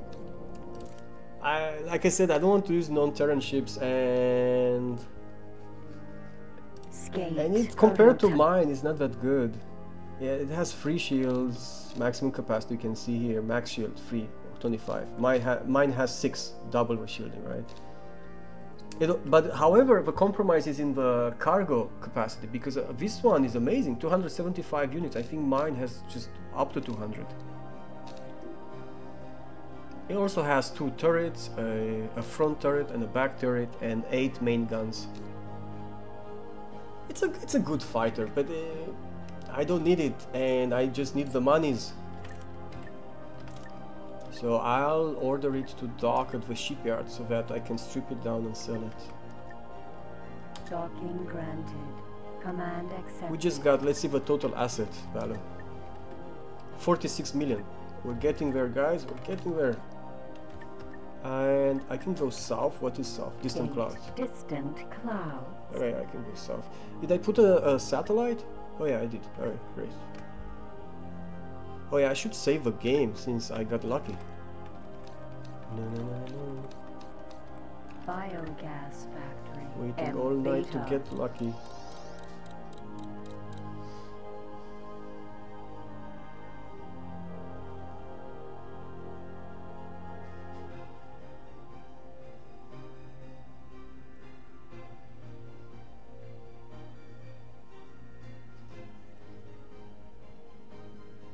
In terms of good-looking ships, I tend to like the Terrans, but it's true that the Terrans look, I mean, that's on purpose, obviously.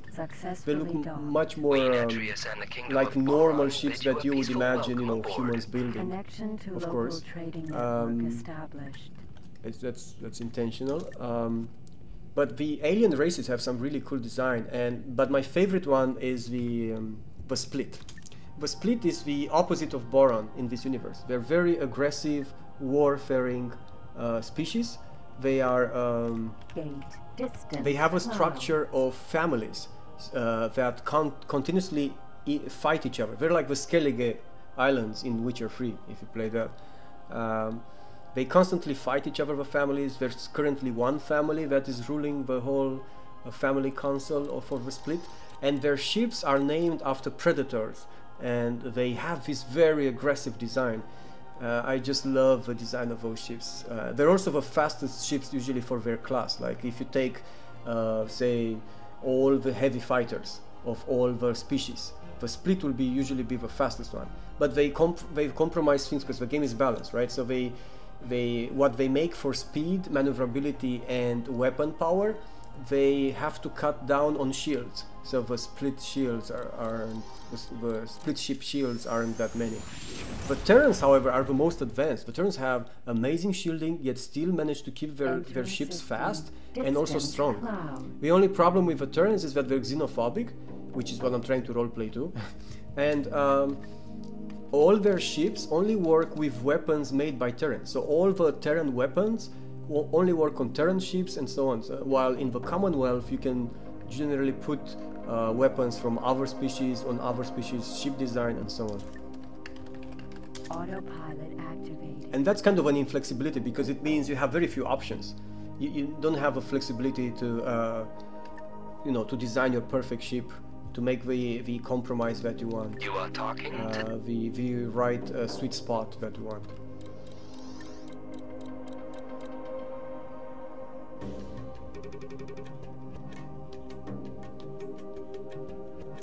Yeah, Burn Pipes. The Cutlass is amazing. My favorite ship is also of Terran make, but it's an ATF ship, which you can probably guess by now. It's the Fenrir, which is the M3 Plus of the ATF.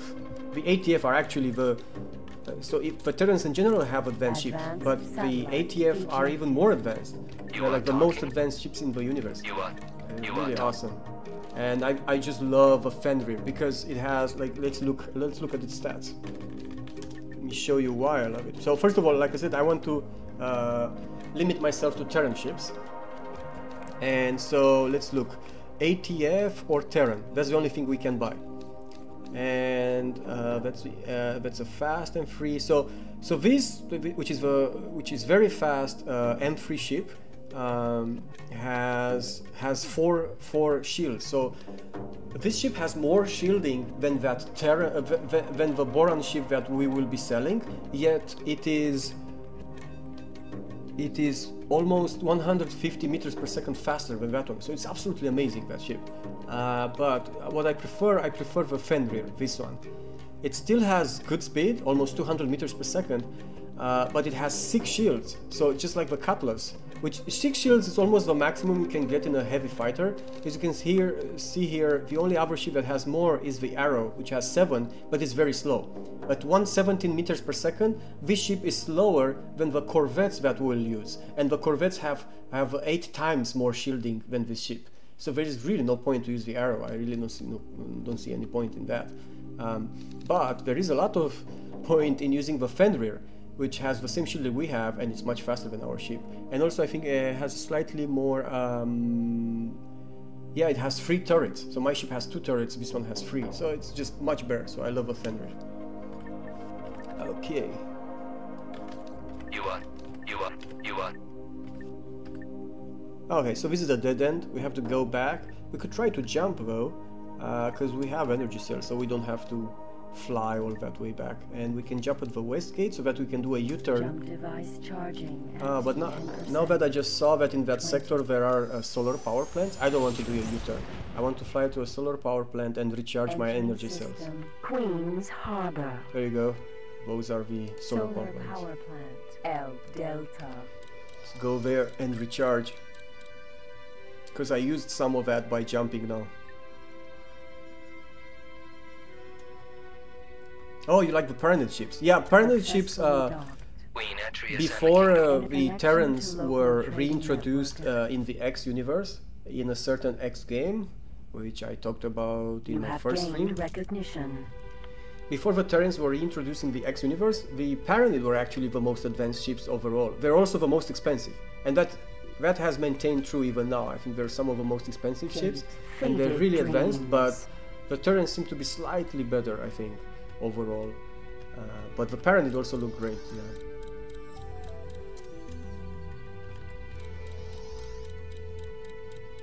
Oh, we split heavy assault frigate. Awesome. Oh, the Hyperion Vanguard. Yeah, the Hyperion is a special corvette that the Paranid have, and which you cannot buy. You can only capture it by using boarding, which is something I talked about in the beginning of this stream. Of course, that will affect your reputation of a Paranid, but if you want that ship, you will pay that price and capture it. And then you have an absolutely amazing OP ship. What do you require? I am transmitting the information. Okay, so this guy is selling a 100% hull ship. I'm not interested. And so we just dump a satellite. We're here to dump a satellite.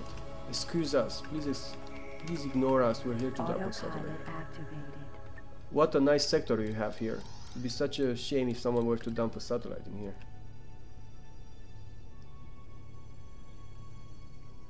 Yeah, Litcube has changed the stats of all the ships, and he even moved ships around.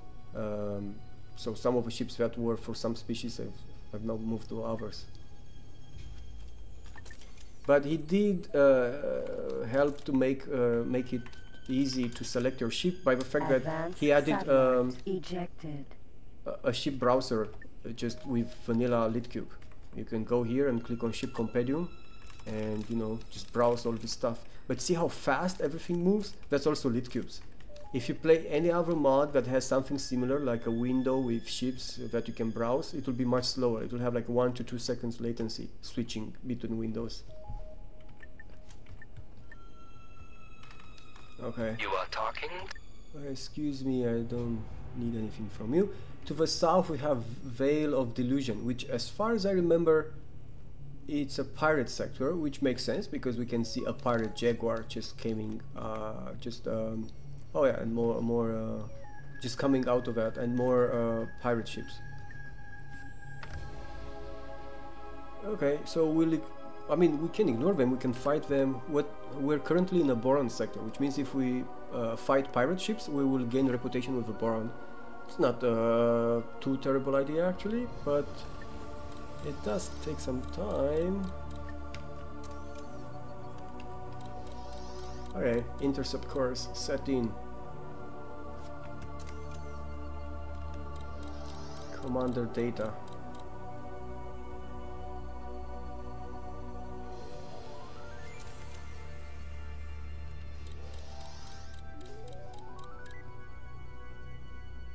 Ah, this corvette is taking my kills.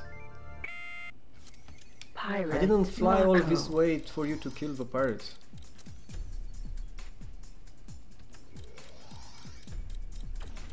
Target is now in firing range. Stop firing! He's mine! Mine! No aim. Oh, he destroyed it. Okay, well, that was a waste of time. No problem, no problem.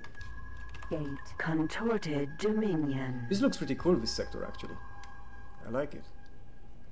This kind of reddish color is usually used for split sectors, while, like I said, the boron are usually green.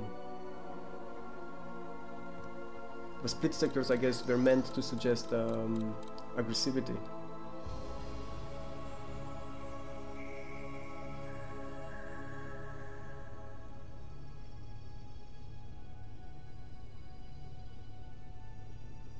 Oh, I see, Burn Pies. Sorry, I missed that message earlier. The worst part about the Terran vanilla ships is that their weaponry is weaker. I think you may be right, because they had to balance it somehow. Still, in Litcubes, my main tactic in destroying enemy capital ships won't be to engage them with weapons, with energy weapons. It will actually be to use torpedoes, to use missile boats, as we will see about a month from now. Okay, I think we just entered split space, from what I remember. Yes, this is a split sector, bordering a boron sector.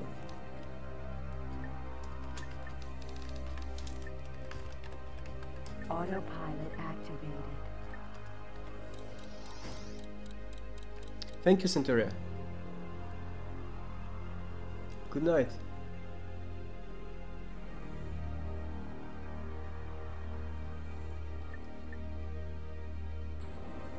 Thanks for staying up this late. Well, my hair seems to be going around. Okay. Advanced satellite ejected.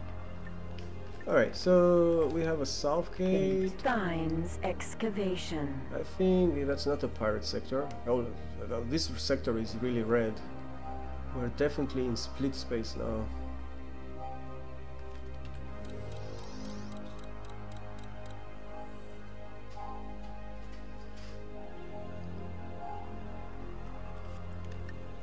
Dun, dun, dun, dun, dun.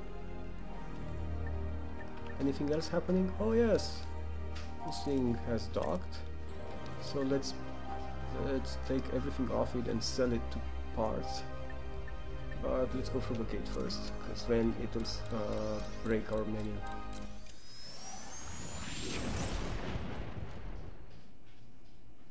Entering system. Steins excavation. Autopilot activated. Now we have time for that. We need to strip down shield, phase repeater gun, energy ball chain gun, particle accelerator cannon. Energy bolt chain gun. Energy bolt chain gun. Remove phased repeater gun. Particle accelerator cannon. Remove 25. Alright, great. So that's it. And now sell it for 2 million. Skate sold. There goes the skate. Was nice while it lasted. We have more monies. We have 13 million cash almost. This has been a good run. In 2.5 real-time hours, we've got to 13 million credits. Now the only limiting factor for us is actually the fact that we can't find the software that we need for explorers and for traders. Because at this point, normally I would just start buying a trader or two. But we haven't found the software. What does this guy have? No, because it's a split company. So this is the Strong Arms HQ. Like I said, every species has a big company, and split have strong arms. And being split, of course, doesn't care about exploration. Advanced satellite ejected. You are care about combat. And now I can jump directly back here because I don't want to fly all the way back, and then we'll do a 180 degrees there. Jump device charging at 10%. I need more hair? Where I need more hair? This stream needs more hair? I can save my hair and then, you know, like, I don't know, put it on my face or something, or stick it to my head.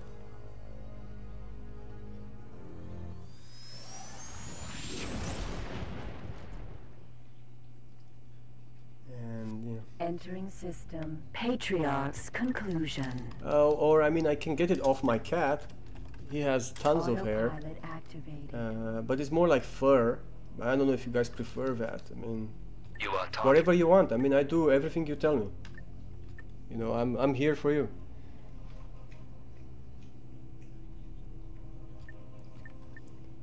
So, have you played EVE Online? Or soundtrack in EVE? No, I haven't. I'm not sure historically. EVE is pretty old by now, but I still would expect that at least X2 was released years before EVE Online first release. I think so, at least. And that would mean that they are the ones inspired by the game, as opposed to this game being inspired by EVE. And that's one way how I describe this game, actually. I describe it as a single-player EVE Online. And I love that aspect of it. Single-player games for the win, man. They're much more convenient. Like, I can press setup. In EVE, I can't do that. It's a single real-time for the whole server. So that's a shipyard. And what's a stock exchange? Oh yeah, stock exchange. Yeah, I haven't talked about that, have I? Yeah, in this game you have stock exchanges. They're like every species, I think, has about 2 or 3. And you can register with them. The requirements are different for every species.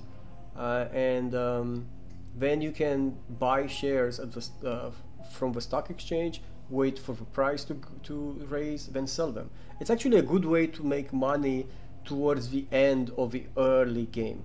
What I define the early game is the end of the early game is when I have maybe 25 traders and I have about 100 million credits or more, and I have dropped a satellite everywhere in the universe. Definitely that is a condition for the end of the early game.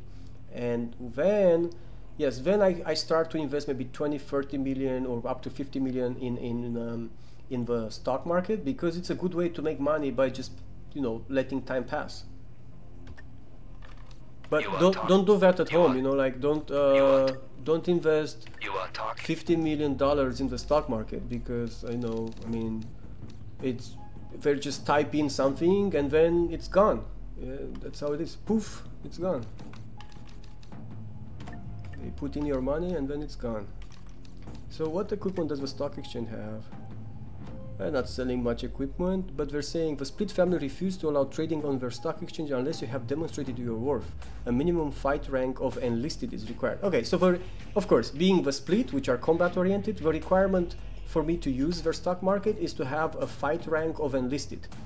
And my fighter rank, it's much more than that. I'm instructor. Okay, I guess destroying all those fighter drones paid off. Split equipment dock. So I can actually go in and dock at the equipment dock, and that will allow me to that should allow me to buy a stock exchange license. Well, you don't actually buy it because the requirement is just to have this rank. So I should be able to access the stock exchange remotely once I just dock at it, because I now have the requirements. Successfully docked. All hail the family-run car. The Split Dynasty welcomes you on board. Connection to local oh wait, what's this? Network It's a equipment dock. Sorry. I wanted to dock the stock exchange. This is okay. My bad. It's okay. Let me get some energy cells. Do I have? For energies. Always good to buy energy cells if you have room You for have them. gained recognition. Huh? I gained recognition? Oh yeah, so the Split now, I've gained some recognition with the Split because I bought 5 energy cells from them. That's because my recognition with them was really low, and Split stock exchange. And even just a little bit of trading increased it past the first level.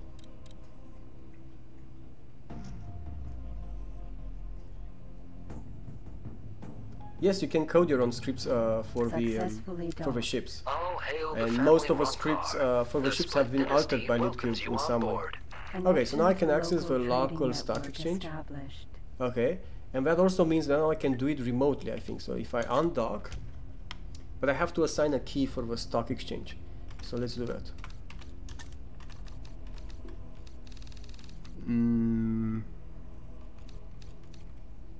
Where is it? It's not here. No. Where is it?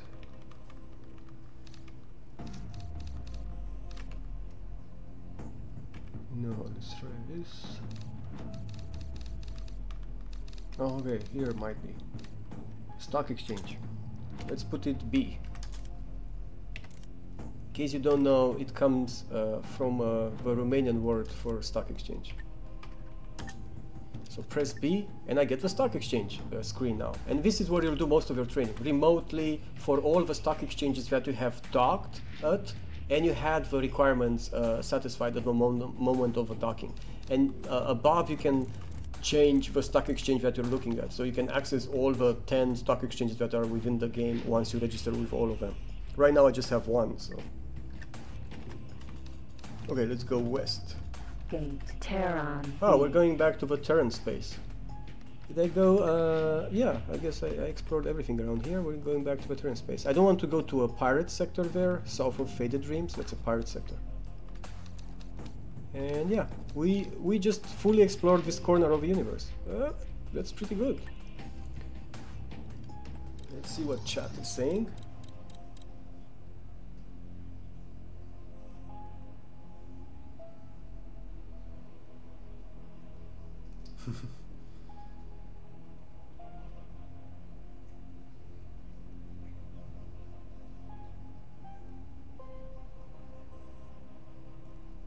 Oh, I see, Hukan. Wow, so Eve is really old. I had no idea. No, I thought all these MMORPGs are much newer than, you know, single-player games like X2. Yeah, it's true that X1 is really old, but I was thinking X2 because X2 was the game that really created a very believable sandbox and huge universe and everything. But I guess you could argue that X the Tension kind of did that too. At least it showed that it's possible. Autopilot activated.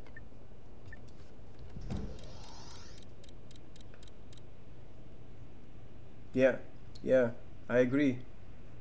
Stopia now.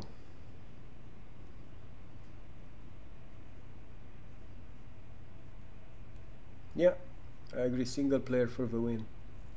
You know, it may be also a type of. I mean, there are people that like to play multiplayer games. They also like to play single-player games. There are people that just like single-player games. There are people that just like multiplayer games. You have all sorts. Oh, so I thought I was going way too high. Autopilot. I wasn't wrong. So my script, my ship script, tried to just go above this thing or something, and I'm already 50 kilometers up high. Not a big problem. I can drop the satellite here because it has a huge range anyway. Advanced satellite. There you go. Ejected. And let's see what mission this guy has for us. You are talking? Got something to say, Uh-huh. but I'm sending through the data now. No. You're gonna sell a Baldric, which I can buy for maybe 4.5 million credits, I think, for 11 million credits. You know, I mean, who do you take me for? I'm not a fool. And let's go to Gate Terran C. To next gate. Next sector. Oh, that way. Okay. So where are we? Oh, I see. So I could just go north a bit and then finish this whole Terran area instead of going west. I think I should do that. So that we get closure of that area.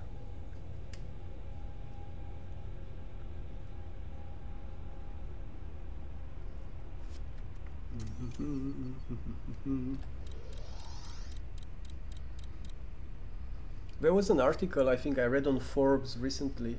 I think they were talking about it because, you know, the Game Awards are coming in December, and some of the top games in the list and very likely to win the GOTY is of course huge single player games like Witcher 3 and Fallout 4. And the article author was making this argument that although single-player games have fallen out of grace, because you know it used to be that before almost every game was single-player and maybe had a multiplayer component, but now they're making a ton more multiplayer games. Like, you know, you have Diablo 3, which is kind of multiplayer by default. You have StarCraft 2, and so on. So they aren't making so many. They aren't investing a lot of money in large single-player games, and there are a few exceptions. And it's cool to see that those exceptions are also actually the games that are likely to win the Game of the Year awards, and that's good to know. What do you have? So I could get this. It's a good deal actually. I'm just okay. Let's get it. I was thinking that maybe I have too much money now to care about doing this for scouts, and I will do it for larger ships and more expensive ships. But for scouts, you get very small price difference anyway.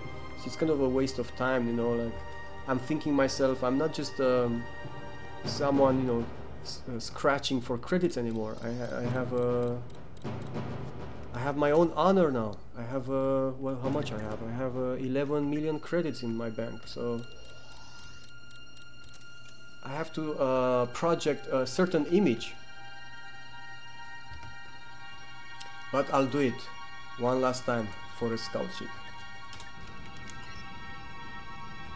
Rapier. Because the cool thing with scout ships is that they have very little hull, so repairing them takes 2 seconds. Cutlass. So at least it's not a huge waste of time or anything like that. Where do we need to go? Oh, okay, I guess I haven't explored, so I should just use my command. Go to these coordinates. Autopilot active. Alright, so, and you, the ship that I just repaired, I want you to go and dock at Uranus, where is the closest shipyard. Docking granted. Command accepted. Is it going? Is he going north? Because I haven't discovered that gate, but he should be going north. Okay, he is. That's good. So one thing you might not be able to tell on the stream, I'm surrounded by asteroids. That's why my ship seems to like go around instead of going straight to where I told it to go. Okay, I'm out of the asteroid zone. That's good.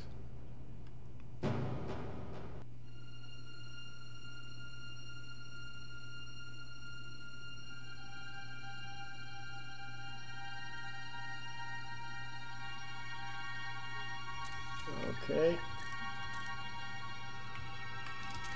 Advanced satellite. Drop the satellite. Ejected. You are talking. Okay, nothing interesting. And if I go north, I just go to Uranus, where I've been before. Here, left of Jupiter is... Oh my god, 3 Tanditech traders. I think it's hunting season. Jump device charging. Hunting season is open for Tanditech traders. Entering system. Jupiter 3. Fanon. Vulture. Super freighter. Hey, he's close. Oh, but he's a super freighter. I won't be able to do a dent in his shields. Yeah, I haven't looked at the... Maybe I should just go, because I mean, this won't do anything. It will just have him Jump device charging drop his 20, his drones, and then I'll just 30, waste 10 minutes not doing anything, 40, then just shooting 50%, drones. So no, I'll leave him alone, and I'm jumping to 70, the other gate and trying to 80, intercept this guy. 90, jumping.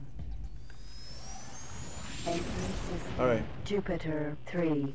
Now this guy... Fanon. Mercury tanker. It's a Mercury tanker, so I think it's a much weaker ship. So yeah, it has 5 25 megajoule shield, and the original ship I was after has 6. Ah, not a huge difference. Okay. I should have checked that before, and this guy is actually the weakest one, but he's too far. Can I get to him? Fanon, Kaiman, hauler. Let's see. So he's trying to get to the station that I'm seeing just straight ahead of him. I don't think I can get to him. He's pretty fast. Where is it going?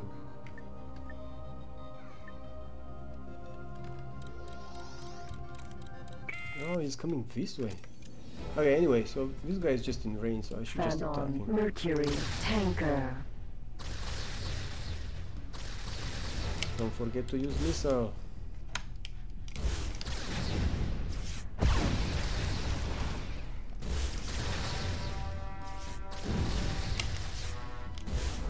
He's done.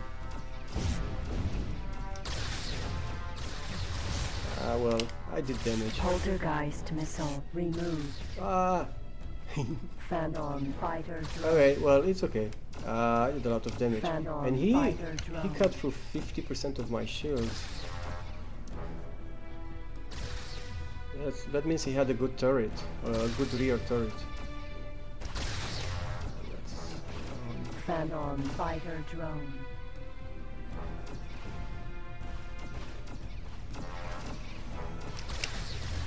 Another one. Phanon poltergeist missile self-destructive. Yeah, my missiles that I was trying to hit the trader with, they're just flying around trying to target the drones. But the drones are very fast and very maneuverable, and so those type of missiles will never hit a drone. So they just fly around until they self-destruct because they run out of missile fuel. There we go.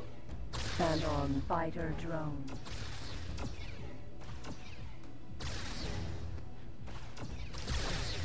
Okay, the last one. Phanon fighter drone. You are being promoted. Okay. Let's see the Cayman. Phanon Cayman hauler. I don't have any more missiles, so I'll try to just, I guess, have him drop the drones.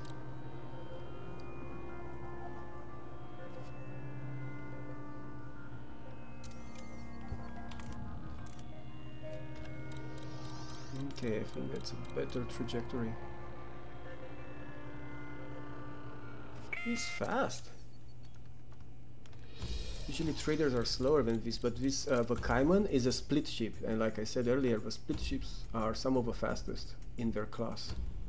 Target is now in firing range. I'll wait to get closer to that before I start shooting. No.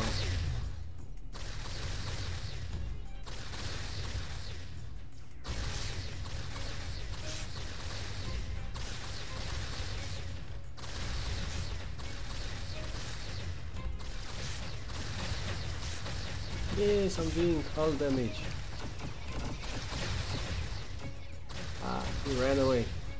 That was expected, of course. Fighter drone.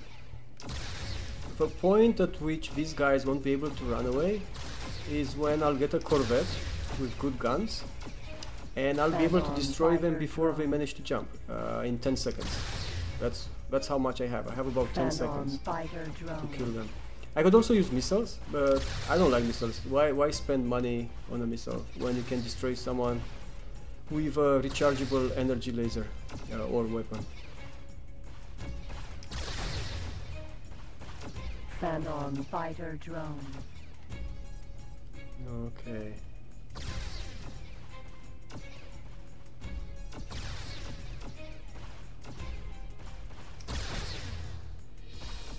Phanon fighter drone.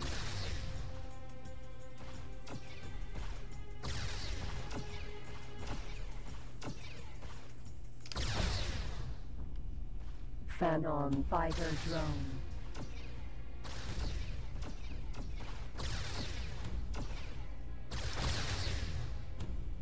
Phanon fighter drone.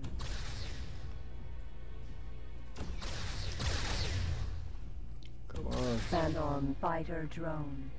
How many are there? This is a bit boring. Another advantage of having a Corvette, you get more turrets, so destroying these drones, it's quicker. Phanon fighter drone. Okay. 2 left. Phanon fighter drone. My turrets haven't destroyed many this time. No I did aim. most of a distraction. Okay, so we're here, and I want I want to jump to the west gate. Jump device charging at 10%. And then I go and get some energy cells. Entry system Jupiter 3. From the closest solar power plant. Solar power plant XL Alpha. Yeah, the solar power plants of Terran design, they look just like having current day solar panels if you get close enough to them.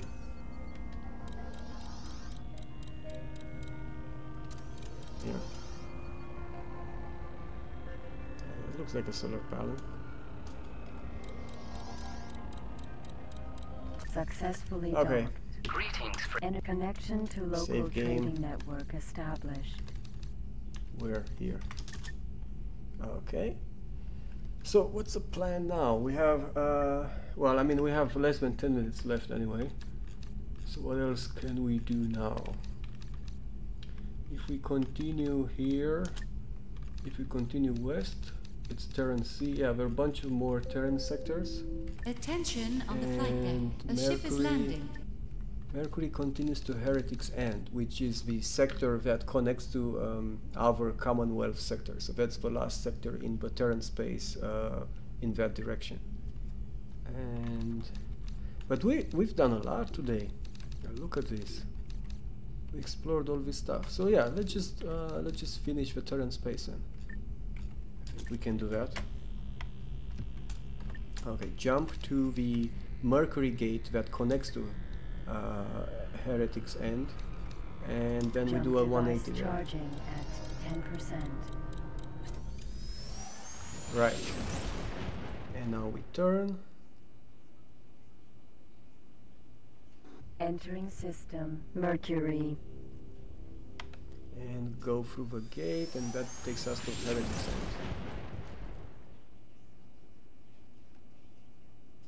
Entering system Heretic's End. And conveniently enough, it has solar power plant, so we'll be able to recharge. What's with this Kestrel? It's abandoned. Kestrel. Awesome! We'll get a Kestrel. These are the best scout ships in the universe. They're the fastest. If you look here, the maximum upgradable speed is 635 meters per second. That's huge. So because they're fast, they will map the universe really quickly.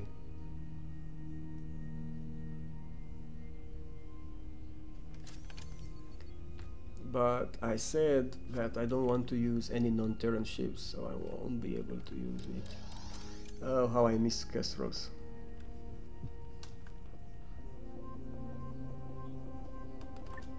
They also look pretty cool, actually.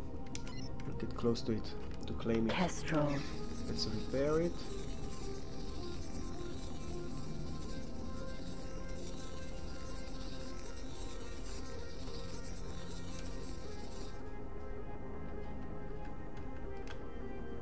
So they look like just like a rocket. They look like a missile, which I guess is a fitting design for the fastest ship in the universe.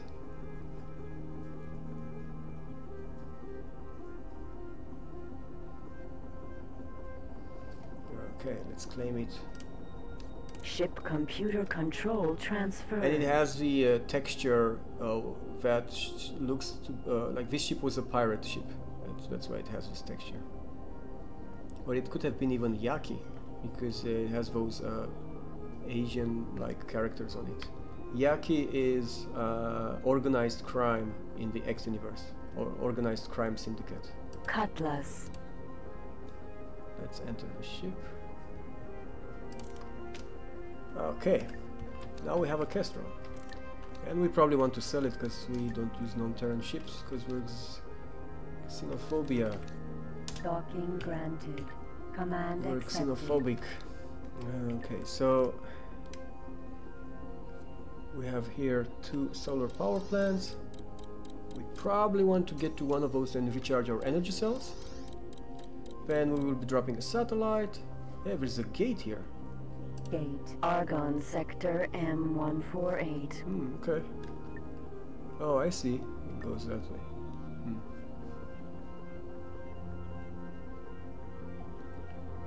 Oh man, Terran sectors are so large. There are these other sectors in the X universe where you probably have 30 kilometers just from one gate to the other. Solar power plant XL Beta successfully docked. Get energy cells, And a save connection game. to local trading net. Oh, okay. We want to drop a satellite because that's what we came here for. I haven't forgotten. I haven't forgotten.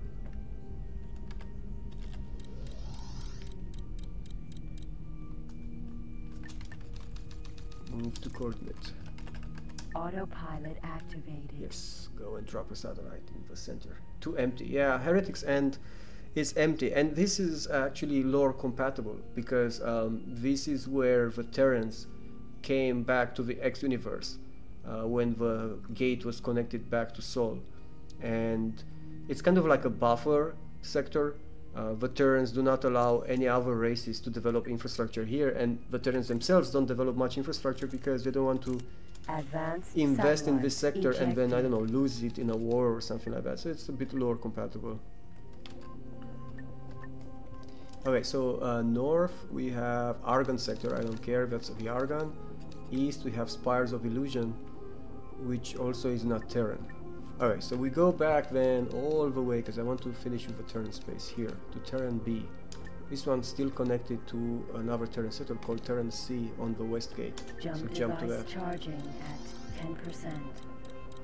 Okay, this will be the last sector of the mapping. It's running out of 4 hours time here. Entering system. Let's see, any missions? You are No, nothing interesting. So do a U-turn. Fly to Terran C. Entering system. Terran C. Okay. It's kind of an empty looking sector. I'll just drop a satellite. Autopilot active. Don't mind me if I do.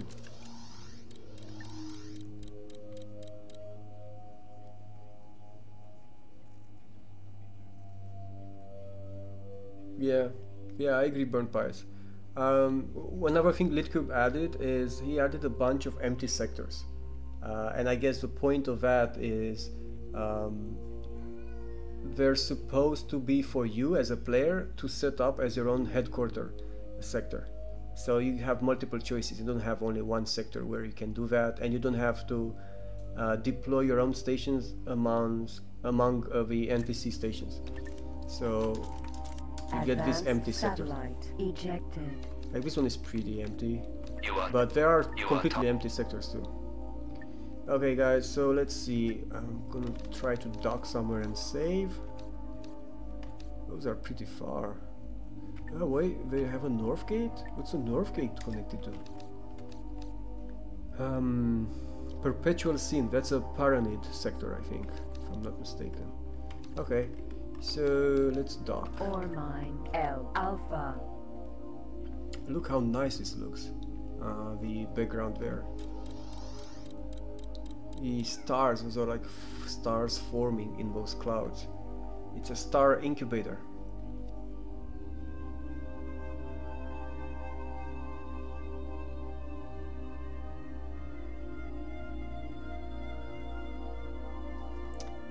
Okay. Oh, an empty one. Could be then, yeah. I think you're right, yeah, we apparently have an empty sector. We bid you a heartfelt welcome to this Terran station. Okay, alright guys, my cat is asking for my attention here, and I've been streaming for 4 hours. Thanks a lot for being here, thanks a lot for watching, and I hope to see you again next week. If you like this, I will be playing off stream, continuing the same procedure that you just saw, dropping satellites, trying to find the location for the Explorer command software and for trade command software MK3. But if once I find those, I won't do anything else. So I'll just wait for the next stream to buy and equip some explorers so that you can see how that's done, and I'll of course wait for the stream to buy and equip traders and set them up to do their automatic trading and show how that's done. So until next time, hope to see you again. Let me put you a nice outro here.